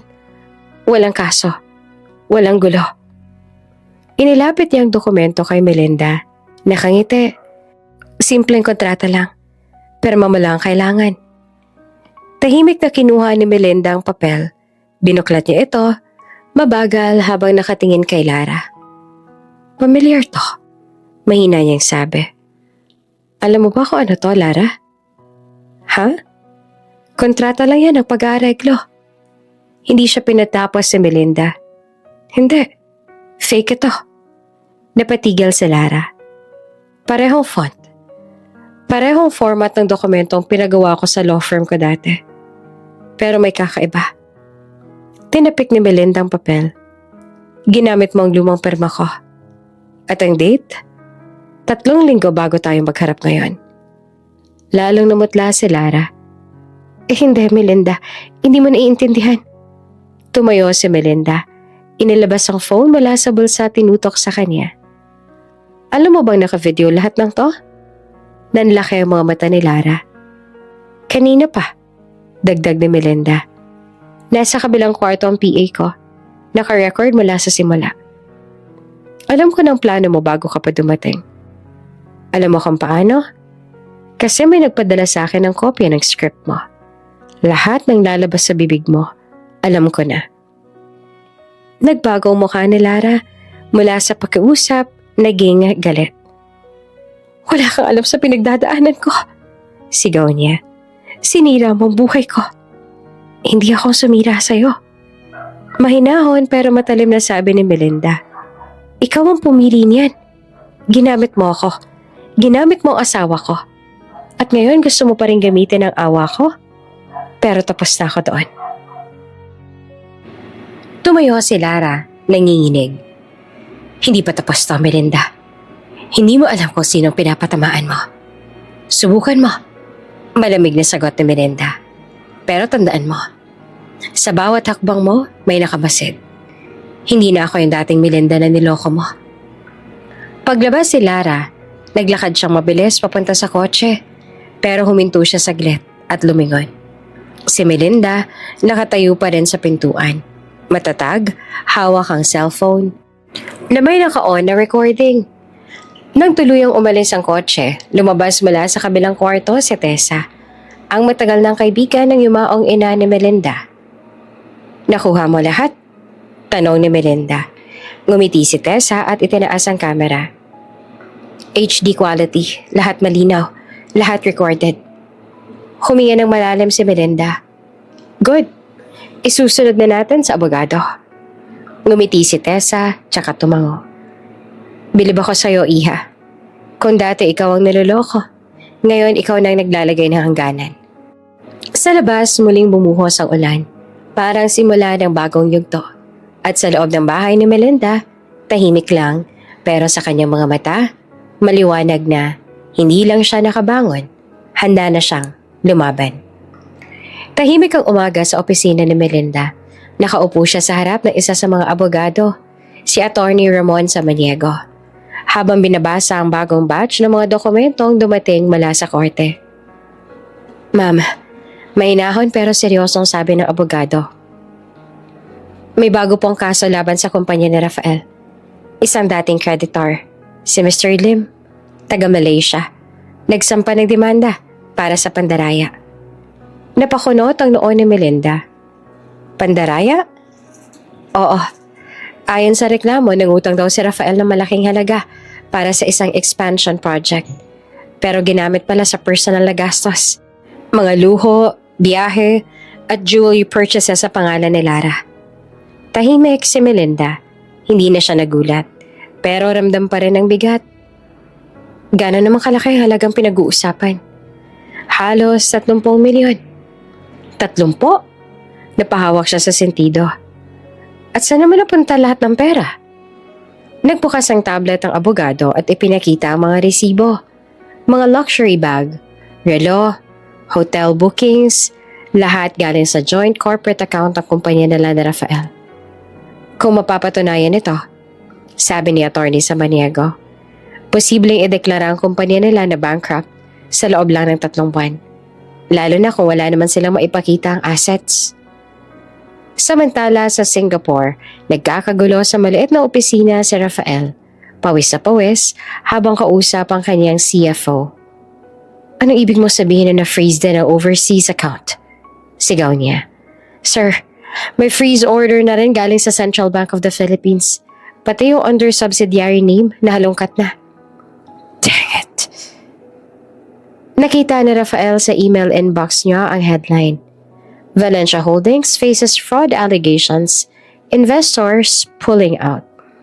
Bumagsak siya sa upuan. Sa unang pagkakataon, natakot siya hindi lamang sa kaso, kundi sa posibilidad na lahat ng pinaghirapan niya mawawala. Sa gilid, si Lara ay tahimik lang, hawak ang telepono. Raf, kung gusto mo makabangon, kausapin mo si Melinda. Siya lang makakatulong sa'yo ngayon. Melinda? Sigaw niya. Siya nga ang dahilan kung bakit ako nasa ganitong sitwasyon ngayon. Hindi, Rafael. Sabi ni Lara na mahina pero diretso. Ikaw. Kinagabihan, habang nasa bahay si Melinda, dumating ang isang delivery. Isang brown envelope na walang return address. Nag-aalangan niyang binuksan ito. Sa loob ay may isang sulat at ilang photocopy ng mga kontrata. Mrs. Valencia, ako ay dating empleyado ng kumpanya ng iyong asawa. Marami akong alam. Gusto kong tumulong. Hindi ko na kayang manahimik. Mula sa isang taong minsang naniwala kay Rafael. Kasama sa sobrang isang dokumentong may pamagat. Internal Expense Authorization. Signed by R. Valencia. Forged. Napatigil si Melinda. Binasa niya ng mabuti ang papel at doon niya nakita ang pattern, mga perma ni Rafael sa mga resibong peneke, gamit ang pangalan ng ibang board member para makapag-withdraw. Ibig sabihin, may insider na kayang patunayan lahat. Tinawagan agad ni Melinda si Attorney Samaniego. Attorney, kailangan ko kayo makita bukas. May ebidensya ako hindi nila inaasahan. Anong klaseng ebidensya? Tanong naman ng abogado. Isang insider, sagot ni Melinda. At mukhang handa siyang tumistigo laban kay Rafael.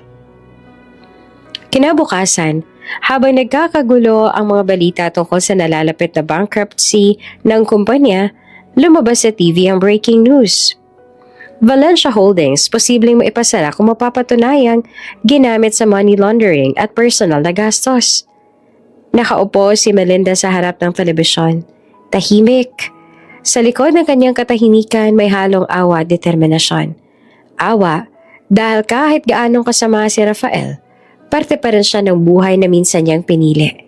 Determinasyon, dahil sa wakas, bumalik na sa kanya ang hustisya. Sa kabilang dulo ng syudad, nakatanggap si Rafael ng tawag mula sa opisina. Sir, may isa pang problema. Anong problema na naman? May nag-leak ng dokumento sa media. Galing daw sa loob ng kumpanya. Parang mismong accountant natin na nagbigay ng kopya. Napahawak si Rafael sa ulo. Sino? Hindi namin alam. Pero sinabi raw niya sa sulat, "The truth belongs to Mrs. Valencia." Bumagsak ang cellphone niya sa mesa. At sa unang pagkakataon, alam niyang tapos na ang mga pandilinlang. Sa bahay ni Melinda, muling tumunog ang doorbell. Pagbukas ng pintuan, nandoon ang courier, may bagong sulat. Sa labas ng sobre nakasulat, "From the insider, you'll know who I am soon." Hawak ni Melinda ang liham, tahimik habang nakatingin sa malayo. Sa mga mata niya, may halong kaba at pag-asa dahil alam niyang sa susunod na hakbang, ang katotohanan na mismo ang lalaban para sa kanya. Umaga ng Lunes, abala si Melinda sa pag-aayos sa mga dokumentong kailangang isumite sa korte nang biglang tumunog ang telepono. "Ma'am, kailangan niyo makita to," sabi ni attorney sa Maniego. Halatang nagmamadali. "Nasa email ko po ang link ng breaking news." Binuksan agad ni Melinda ang laptop at sa mismong harap ng screen, tumambad ang headline. Exclusive, Rafael Valencia, may anak sa labas. Ina, dating empleyado ng kumpanya. Napatigil siya para bang huminto ang oras. Nakalagay sa video ang larawan ni Rafael, kasamang isang babaeng tila nasa late 20s. May hawak na batang lalaki. Habang pinapanood niya, narinig niya ang boses ng reporter. Ayon sa source, matagal nang sinusuportahan ni Rafael ang bata sa pamamagitan ng isang trust account. Ngunit itinago ito kahit sa legal na asawa niyang si Melinda. Lumabo ang paningin ni Melinda sa sobrang pagkagulat. Hindi niya alam kung ano ang mas masakit, ang bagong katotohanan iyon o ang ideyang marami pa pala siyang hindi alam sa lalaking minsan niyang minahal. Lumipas ang ilang minuto, dumating si attorney sa Maniego, dala ang kopya ng dokumento. "Ma'am, totoo. May trust account nga na nakapangalan sa batang si Noah Garcia. Edad 6. "Garcia?" tanong ni Melinda. Halos pabulong. "Ang ina, si Clarice Garcia. Dati niyang sekretary. Mga 7 taon na nakalipas." Napatungo si Melinda. "Ibig sabihin, habang buntis ako nun?" Tumango ang abogado. "Oo ma'am, doon niya sinumala ng relasyong yun." Tahimik, tanging langit-ngit ng aircon at paghinga ni Melinda ang maririnig. Sa loob niya nagbabanggaan ng galit, sakit at awa. "Bata pa yung anak," sabi niya na mahina. "Wala naman siyang kasalanan." Sa kabilang dulo ng lungsod, nagkakagulo si Rafael. Papasok pa lang siya ng opisina nang salubungin ng mga reporter. "Mr. Valencia, totoo bang may anak kayo sa labas? Paano niyo ipapaliwanag ito sa mga investors? Alam ba ni Mrs. Valencia ang tungkol dito?" Napaatras siya habang sinasara ng bodyguard ang pinto ng kotse. Halata sa mukha niya ang pagkataranta. "Tell them to take that story down," sigaw niya sa PR manager. "Sir, hindi namin kaya. Kumalat na sa lahat ng social media. Trending na rin po ang pangalan ninyo." Kinahapunan, dumating sa bahay ni Melinda si Clarice, dala ang anak. "Mrs. Valencia," halos nanginginig ang boses niya. "Hindi ko po sinasadya. Hindi ko ginusto na lumabas to. Ngunit may nag-leak ng dokumento. Wala ho akong kinalaman." Tahimik lamang si Melinda habang pinagmamasdan ang bata. Si Noah, malalaki ang mata, maputi at may pamilyar na ngiti. Para bang may bahid ng pagkakahawig kay Rafael. Lumapit si Melinda, ngumiti ng marahan sa bata. "Anak, ilang taon ka na?" 6 po, sagot ng bata. Mahina pero magalang. "Sabi ni Mama may sakit daw si Papa kaya hindi siya makauwi." Napakagat labi si Melinda. Sa likod ng lahat ng galit niya, Maikirot sa puso. Bata ang nakataya rito. Inosente. Walang kamalay-malay sa gulo ng matatanda. Clarice, mahina niyang sabi. Wala akong balak na saktan ng anak mo. Pero sana, alam mo kung gaano kasakit ito para sa akin. Alam ko po. Umiiyak na sagot naman ni Clarice. At kahit anong sabihin ng iba, hindi ko ginusto ang mangyari. Umasa lang ako noon sa pangako niya. Tahimik si Melinda, pero sa loob niya, may unti-unting nabubuong desisyon. Kinagabihan habang nag-iisa siya sa silid, hawak ni Melinda ang kopya ng trust document. Pwede niya itong gamitin, isang bomba laban kay Rafael. Kung ilalabas niya ito sa korte, tuluyan ang babagsak ang imahe ng lalaki at wala na itong tsansang makabangon. Pero sa kabilang banda, napatingin siya sa litrato ng bata na pinadala ni Clarice kanina. Nakangiti si Noah, may hawak na laruan. Hindi mo kasalanan. Bulong ni Melinda. Tumawag si attorney Samaniego. Ma'am, ready na po tayong isama to sa kaso. Mas malakas ang laban natin kapag nailabas to. Ngunit sandali siyang natahimik. Hindi, attorney. Hindi natin yan gagamitin. Pero ma'am, ang batang matatamaan dyan at hindi si Rafael. At kahit anong galit ko, hindi ko kaya manira ng inosente. Nabigla ang abogado.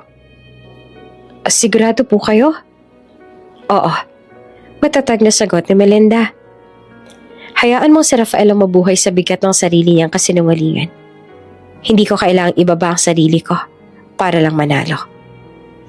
Bago matulog, binuksan pa ni Melinda ang bintana. Sa labas, malamig ang hangin. Tahimik ang gabi. Napangiti siya ng bahagya. Hindi dahil masaya siya, kundi dahil may kapayapaang bumabalot sa kanya. Sa dulo ng mesa nakapatong ang isang sulat galing sa isang misteryosong insider. May mas malalim pang sekreto sa likod ng lahat. Mrs. Valencia, mag-ingat ka. Pinikit ni Melinda ang mga mata. Alam niyang tapos na ang isang yugto ng laban. Pero nagsisimula na naman ang isa pang katotohanang mas mabigat kaysa dati. Tahimik ang umaga sa bahay ni Melinda. Nakaupo siya sa veranda. May hawak na tasa ng kape. Habang pinagmamasa ng araw na unti-unting sumisikat, ilang linggo nang lumipas mula nang mabunyag ang tungkol sa anak ni Rafael. At kahit marami pang nag-uusisa, pinili ni Melinda ang manahimik. Sa loob-loob niya, may kapayapaan. Hindi dahil tapos na ang laban, kundi dahil sa unang pagkakataon, pinili niyang lumaban ng may dangal. Hindi lahat ng sugat kailangang gantihan. Mahina niyang sabi sa sarili. Ang mga sugat na dapat pagalingin sa tamang paraan. Pagdating sa law firm, sinalubong siya ni Attorney Samaniego. May dalang mga bagong dokumento. Ma'am, ready na po ang final draft ng property claim. Pero may kailangan po akong sabihin. Medyo nagbago ang tono ng abogado. Parang may gustong aminin. May problema ba? Tanong ni Melinda na nakataas ang kilay. Hindi naman po problema. Pero siguro dapat yung malaman kung bakit ko tinanggap ang kaso ninyo. Tahimik si Melinda. Hinintay ang kasunod. Si Rafael. Niloko rin ako dati. Sabi ng abogado ng diretsyo. Ako yung lawyer na tinanggal niya noon sa kumpanya dahil hindi ako pumayag na pirmahan ng fake expense reports. Pinalabas niya pa na ako may kasalanan. Napahinga ng malalim si Melinda. Kaya pala parang ibang gigil mo sa mga hearing. Biro niya. Pero ramdam ang bigat sa tono. Ngumiti naman si Samaniego. Oo. Pero ngayon, hindi na ito tungkol lang sa paghihigante. Gusto ko matapos ito ng maayos. Sa legal na paraan. Tulad ng gusto mo. Sa sumunod na araw, muling humarap si Melinda sa korte. Dala-dala niya ang ebidensya ng pandaraya ni Rafael. Mga financial reports, chat records, at testimonya ng dating empleyado. Tahimik lang siya habang nagsasalita ang abogado. Hindi siya kailangang sumigaw o magpaliwanag ng mahaba. Alam ng lahat kung sino ang nasa tama. Habang tumatagal ang hearing, halata sa mukha ni Rafael ang pagkadurog. Hindi na siya ang dating kumpiyansang negosyante. Si Lara naman, halos hindi makatingin sa kanya. Pagkatapos ng session, lumapit si Attorney Samaniego kay Melinda. Ma'am, isa na lang kailangan nating patunayan. Nahawak talaga ni Rafael ang kontrol sa mga funds bago ito mawala. Gagawin natin yan. Matatag naman niyang sagot. Pero attorney, salamat. Hindi mo lang ako pinagtanggol. Tinulungan mo akong makatayo ulit. Ngumiti naman ang abogado. Walang anuman, Mrs. Valencia. Sa totoo lang, pareho tayo. Parehong niloko. Parehong piniling lumaban ng may puso. Kinahapunan, habang nasa kotse pa uwi, nakatanggap si Melinda ng text mula kay Clarice. Mrs. Valencia, gusto ko lang po magpasalamat na hindi mo ginamit si Noah laban kay Rafael. Salamat po. Ngumiti siya habang binabasa iyon. Walang dapat pasalamatan. Tugon niya naman. Walang kasalanan ng bata. At huwag mo hayaang maranasan niyang sakit na dinanas ko. Nang matapos niyang ipadala ang mensahe, tumingin siya sa labas ng bintana. Dahan-dahan naman ang ilaw sa syudad. Pero sa loob ng sasakyan, ramdam niya ang katahimikan. Sa wakas, hindi na siya galit. Hindi na siya natatakot. Pagdating sa bahay, binuksan ni Melinda ang maliit na kahon kung saan nakatago ang mga lumang larawan. Isa roon ay larawan nila ni Rafael noong araw ng kasal. Pinagmamasdan niya ito sandali, tsaka marahang itinabi. Salamat sa lahat ng sakit, bulong niya. Dahil kung hindi ka nangaliwa, baka hindi ko natutunan ipaglaban ang sarili ko. Kinuha niya ang bagong dokumentong pinirmahan kanina, isang charity foundation na ipapangalan niya sa anak na nawala. The Mira Trust. Para sa batang na iniwan, pero patuloy na lumaban. Napangiti naman si Melinda. Ito ang gusto kong simula. Hindi paghihigante, kundi pag-asa. Kinabukasan, tinawagan niya si Attorney Samaniego. Good news, ma'am. Tinanggap ng korte ang motion natin. Frozen na ulit ang natitirang account si Rafael. At may insider pa rin na gustong magbigay ng impormasyon tungkol sa hidden assets niya. Ngumiti naman si Melinda. Pero ang sagot niya ay kalmado lang. Salamat, attorney. Pero tandaan natin, ang laban ko hindi lang pera, kundi hustisya. Gusto kong matapos to sa paraang walang dudang ako ang nasa tama. At sa unang pagkakataon, ramdam niyang totoo ang mga salitang yon. Hindi na siya si Melindang mahina, iyakin at umaasa. Siya na ngayon ang babaeng marunong pumili.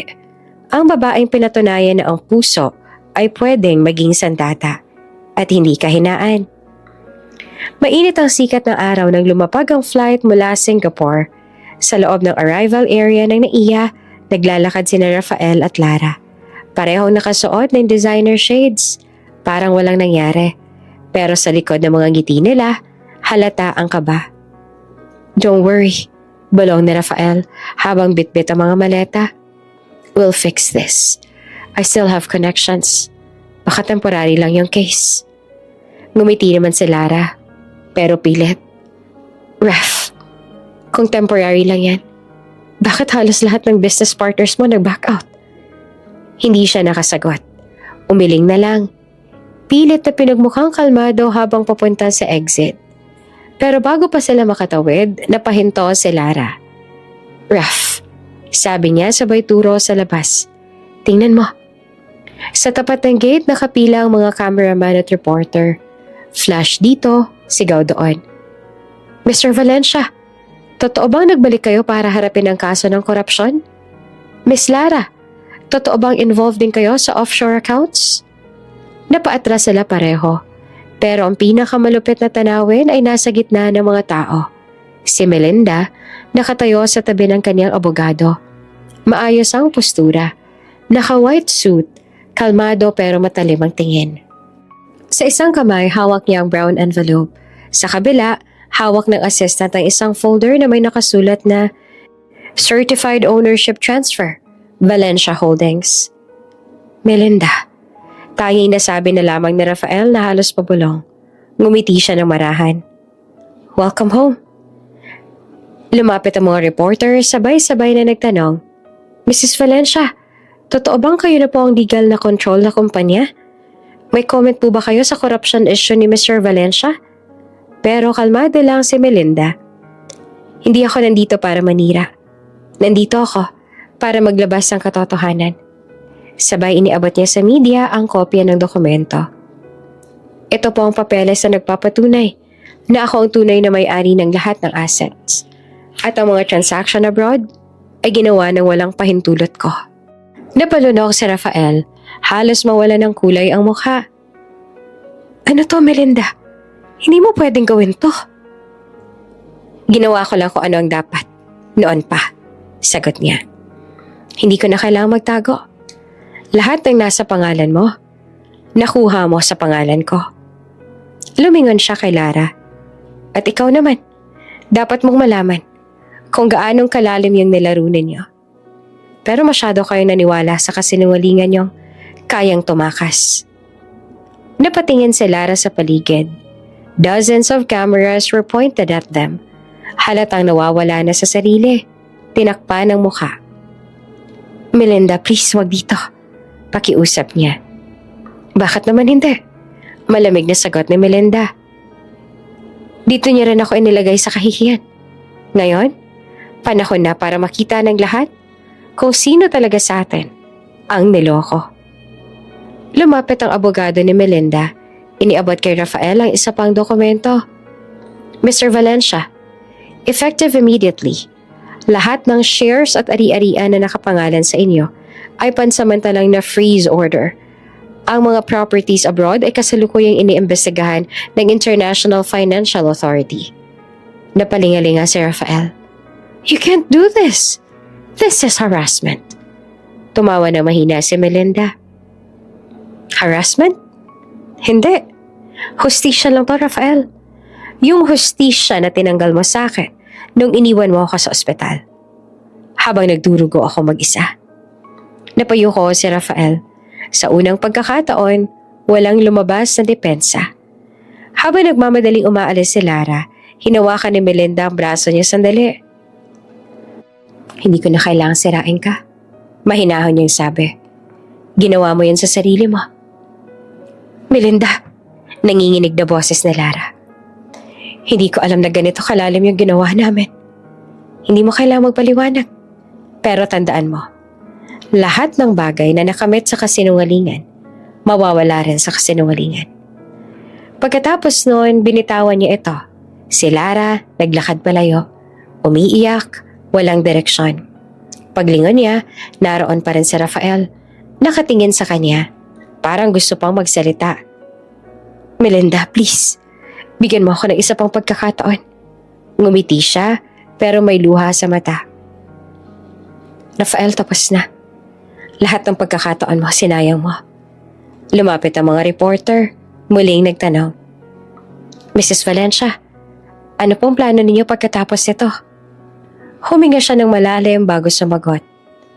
Anong plano ko? Simple lang. Ibalik ang hustisya sa pangalan ko at simulan ulit ang buhay ko nang walang takot at walang utang na loob sa mga taong sumira sa akin. Habang lumalabas siya sa airport, sumabay ang mga flash ng kamera. Pero sa pagkakataong iyon, hindi na siya takot. Hawak niya ang papeles at sa bawat hakbang, naramdaman niyang bumabalik ang kontrol sa sarili niyang buhay. Sa likod niya, naririnig pa rin ang sigawan ng media, ang mga pagtatalo ni Rafael at Lara. Pero sa loob ni Melinda, tahimik na. Alam niyang hindi lang ito pagtatapos ng laban. Ito ang pinakamalaking panalo ng kaniyang puso. Pagkatapos ng ingay sa airport at ng mga headline na sumabog online, unti-unting bumagsak ang mundo ni Rafael Valencia. Ilang araw lang lumipas, headline na sa lahat ng news site. Valencia Holdings, officially under government investigation. Nawalan siya ng posisyon. Sinuspende ang lahat ng accounts at pati mga dating kaibigan ay biglang naglaho. Sa isang sulok ng lumang condo unit na tinirahan nila ni Lara, nakaupo siya. Tahimik, hawak ang cellphone na patay. Sa paligid, mga kahon at sulat ng foreclosure. Ganito ba talaga yung ending, Lara? Bulong ni Rafael. Hindi naman sumagot ang babae. Pero mapupungay ang mga mata. May bakas ng pagod. Ilang saglit tumayo si Lara at lumapit sa kanya. Raf, pagod na ako. Hindi ko na kayang ganito. Lahat ng tao, tingin sa akin kabet. Manluloko. Gold digger. Napatingin siya na mapait. Eh di ba yan naman talaga tayo? Ganyan tayo nagsimula. Tumulo ang luha ni Lara. Pero hindi ko akalaing ganito tayo matatapos. Kinabukasan nagpasa siyang hanapin si Melinda. Hindi para humingi ng pera, kundi ng tawad.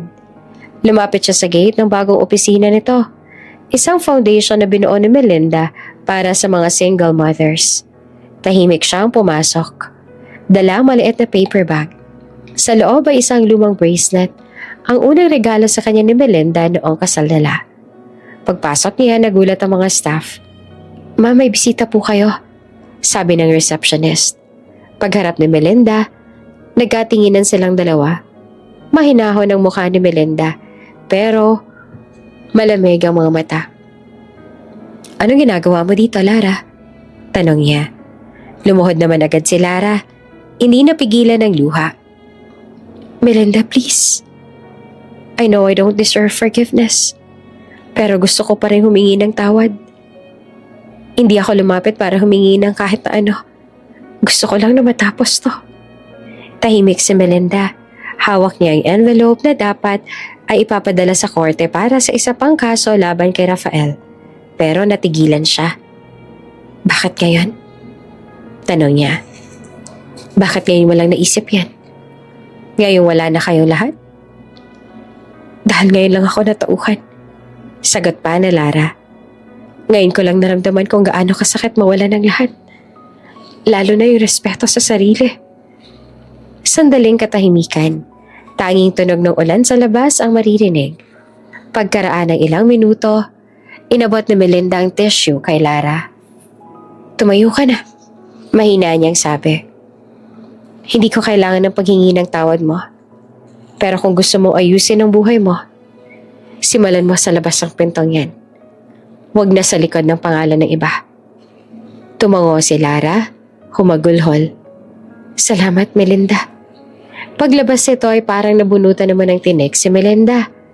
Pagdating ng gabi, habang nasa opisina pa siya, kumatok ang abogado niya.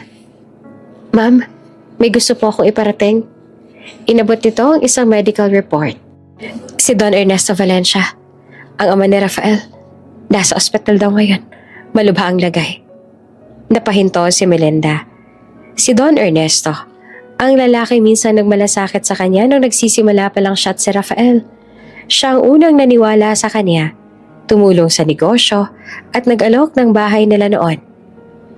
Hindi siya nagsalita agad, pero halatang nagbago ang ekspresyon ng mukha niya. Kinabukasan, pumunta siya sa ospital. Tahimik lang, walang paalam. Pagpasok niya sa silid, nakita niyang matandang lalaki. Mahina, naka-oxygen pero gising. "Melinda," mahina nitong sabi. "Salamat at dumating ka." Ngumiti siya na upo sa gilid ng kama. "Hindi ko kaya hindi dumalaw. Ikaw lang hindi nang iwan sa akin noon." Tumango naman ang matanda. "Pasensya ka na sa anak ko. Alam kong nasaktan ka niya ng sobra." "Hindi ko siya kayang kamuhian, Don Ernesto," sagot niya. "Pero hindi ibig sabihin noon ay makakalimutan ko." Huminga ng malalim ang matanda.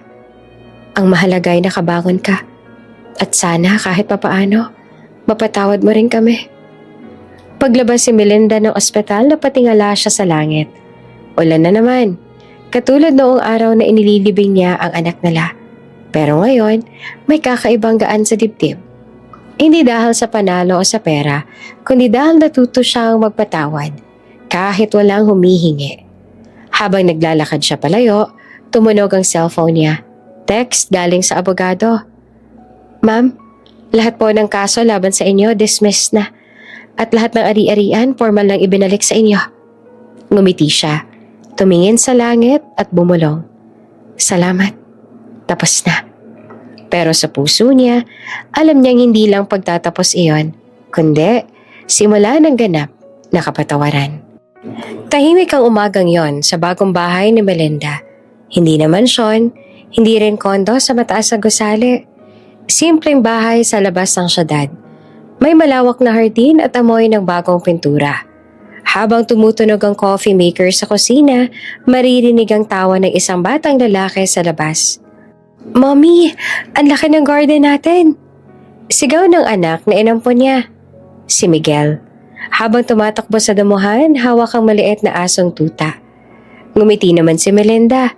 Pinagmamasdan nito mula sa bintana. May ibang liwanag na sa mga mata niya ngayon. Hindi na galit, hindi rin pangungulila, kundi kapayapaan. Ilang buwan nang nakalipas mula nang tuluyang manalo siya sa kaso laban kay Rafael. Lahat ng ari-arian, mga shares at lupa ay ibinalik sa kanya sa utos ng korte. Pero imbes na magdiwang o ipagmalaki, nagdesisyon siya na ilipat lahat sa isang charitable trust, ang Melinda Hope Foundation. Natutulong sa mga babaeng nawala ng kabuhayan at dignidad dahil sa panlilinlang o pang-aabuso. Sa araw ng formal na turnover, nakatayo siya sa entablado. Suot ang simpleng puting dress. Nasa harap niya ang ilang media at mga kababaihang dati ring biktima. Ang bawat ari-arian nito, sabi niya sa mikropono, ay simbolo ng mga panahong sinira ako ng kasinungalingan. Pero ngayon, gusto ko maging daan ito para maibang muling makabangon. Palakpakan, walang luha sa mata niya ngayon. Puro tapang at ginhawa. Kinagabihan matapos ang event, naglakad siya papunta sa likod ng bahay. Tahimik ang paligid. Malamig ang simoy ng hangin. Nakita niya si Miguel na natutulog sa duyan. Mahimbing. Nilapitan niya ito at hinalikan sa noo. "Tulog ka na, anak," mahina niyang sabi. "Ligtas na tayo." Sa mesa malapit sa kanya ay may isang sobre. Walang pangalan, pero kilala niya agad ang sulat kamay. Kay Rafael. Dinala ito ng dating kasambahay nila noong hapon, ayon sa guard. Sandali niyang pinagbasa ng sobre at hindi niya alam kung bubuksan ba niya iyon, pero sa loob-loob niya, handa na siyang harapin kahit anong laman nito. Binuksan niya. Sa loob, isang sulat na halos mamuti na sa tagal, pero maayos pang pagkakasulat. "Melinda, kung mababasa mo to, ibig sabihin, wala na akong karapatang magpaliwanag sa harap mo. Hindi ko alam kung saan ako nagkamali. O baka alam ko, pero huli na para itama. Hindi kita minahal sa simula, pero minahal kita sa dulo. At yun ang pinakamalaking parusa sa akin. Dahil nasaktan ko, yung tanging taong hindi dapat ko sinaktan. Kung sakaling dumating ang araw na mapatawad mo ako, hindi ko hinihinging bumalik ka. Ang gusto ko lang, sana'y maging payapa ka. Sana magamit mo ang lahat ng pinaghirapan natin, kahit hindi na ako kasama. Paalam, Melinda." Rafael. Tahimik lang siya habang binabasa ang bawat linya. Wala na siyang galit, wala na ring luha. Para bang binabasa niya lang ang isang lumang pahina ng kwento na tapos na. Dahan-dahan niyang inilapag ang sulat sa mesa. Kinuha niya ang maliit na lighter sa bulsa. Sinindahan ito at itinapat sa gilid ng papel. Habang dahan-dahang nalalamon ng apoy ang sulat. Ngumiti siya, hindi dahil sa galit, kundi dahil sa paghilom. "Salamat, Rafael," bulong niya. "Pero tapos na tayo." Kinabukasan, naglakad silang mag-ina papunta sa park malapit sa bahay. Bitbit ni Miguel ang bagong tanim na sunflower. Hawak naman ni Melinda ang lumang bracelet na minsang nagmula pa kay Rafael. "Mommy," sabi ng bata. "Sabi ni teacher kapag nagtanim daw ng sunflower, good luck daw yun sa bagong simula." Ngumiti naman si Melinda. "Tama naman yung teacher mo, pero mas totoo yan kung ikaw mismo magpapatubo." Sabay silang yumuko. Tinanim ang buto sa lupa. Pagkatapos, sumawak sila ng kamay. Nakatingin sa sikat ng araw na tumatama sa kanilang mga mukha. Tahimik pero puno ng pag-asa. Sa malayo, maririnig ang mga batang naglalaro, ang ingay ng mga ibon at ang mahinang ihip ng hangin. Lahat ay parang sinasabi, tapos na ang bagyo. Bago sila pumasok sa bahay, huminto sandali si Melinda sa tapat ng pintuan. Tiningnan niya ang paligid, ang mga halaman, ang mga frame sa dingding, at ang simpleng mga alaala ng panibagong buhay. Hindi niya kailangan ng marangyang buhay, ng titulo o ng salapi. Ang kailangan lang niya ay kapayapaan. Habang sinasara niya ang pinto, narinig niya ulit ang tawa ng anak sa loob. At sa unang pagkakataon, matapos ang maraming taon. Naramdaman niya ang isang bagay na matagal niyang hinintay, tunay na kalayaan. Si Melinda ay makikita na nakaupo sa veranda. May hawak na tasa ng kape. Sa tabi niya ay si Miguel, naglalaro ng Lego. Sa abot tanaw, sumisikat ang araw. At sa pagliwanag ng umagang yon, tuluyang nagwakas ang lahat ng sakit. Wala ng Rafael, wala ng galit. Ang natira na lang ay isang ina, isang anak, at isang bagong simula.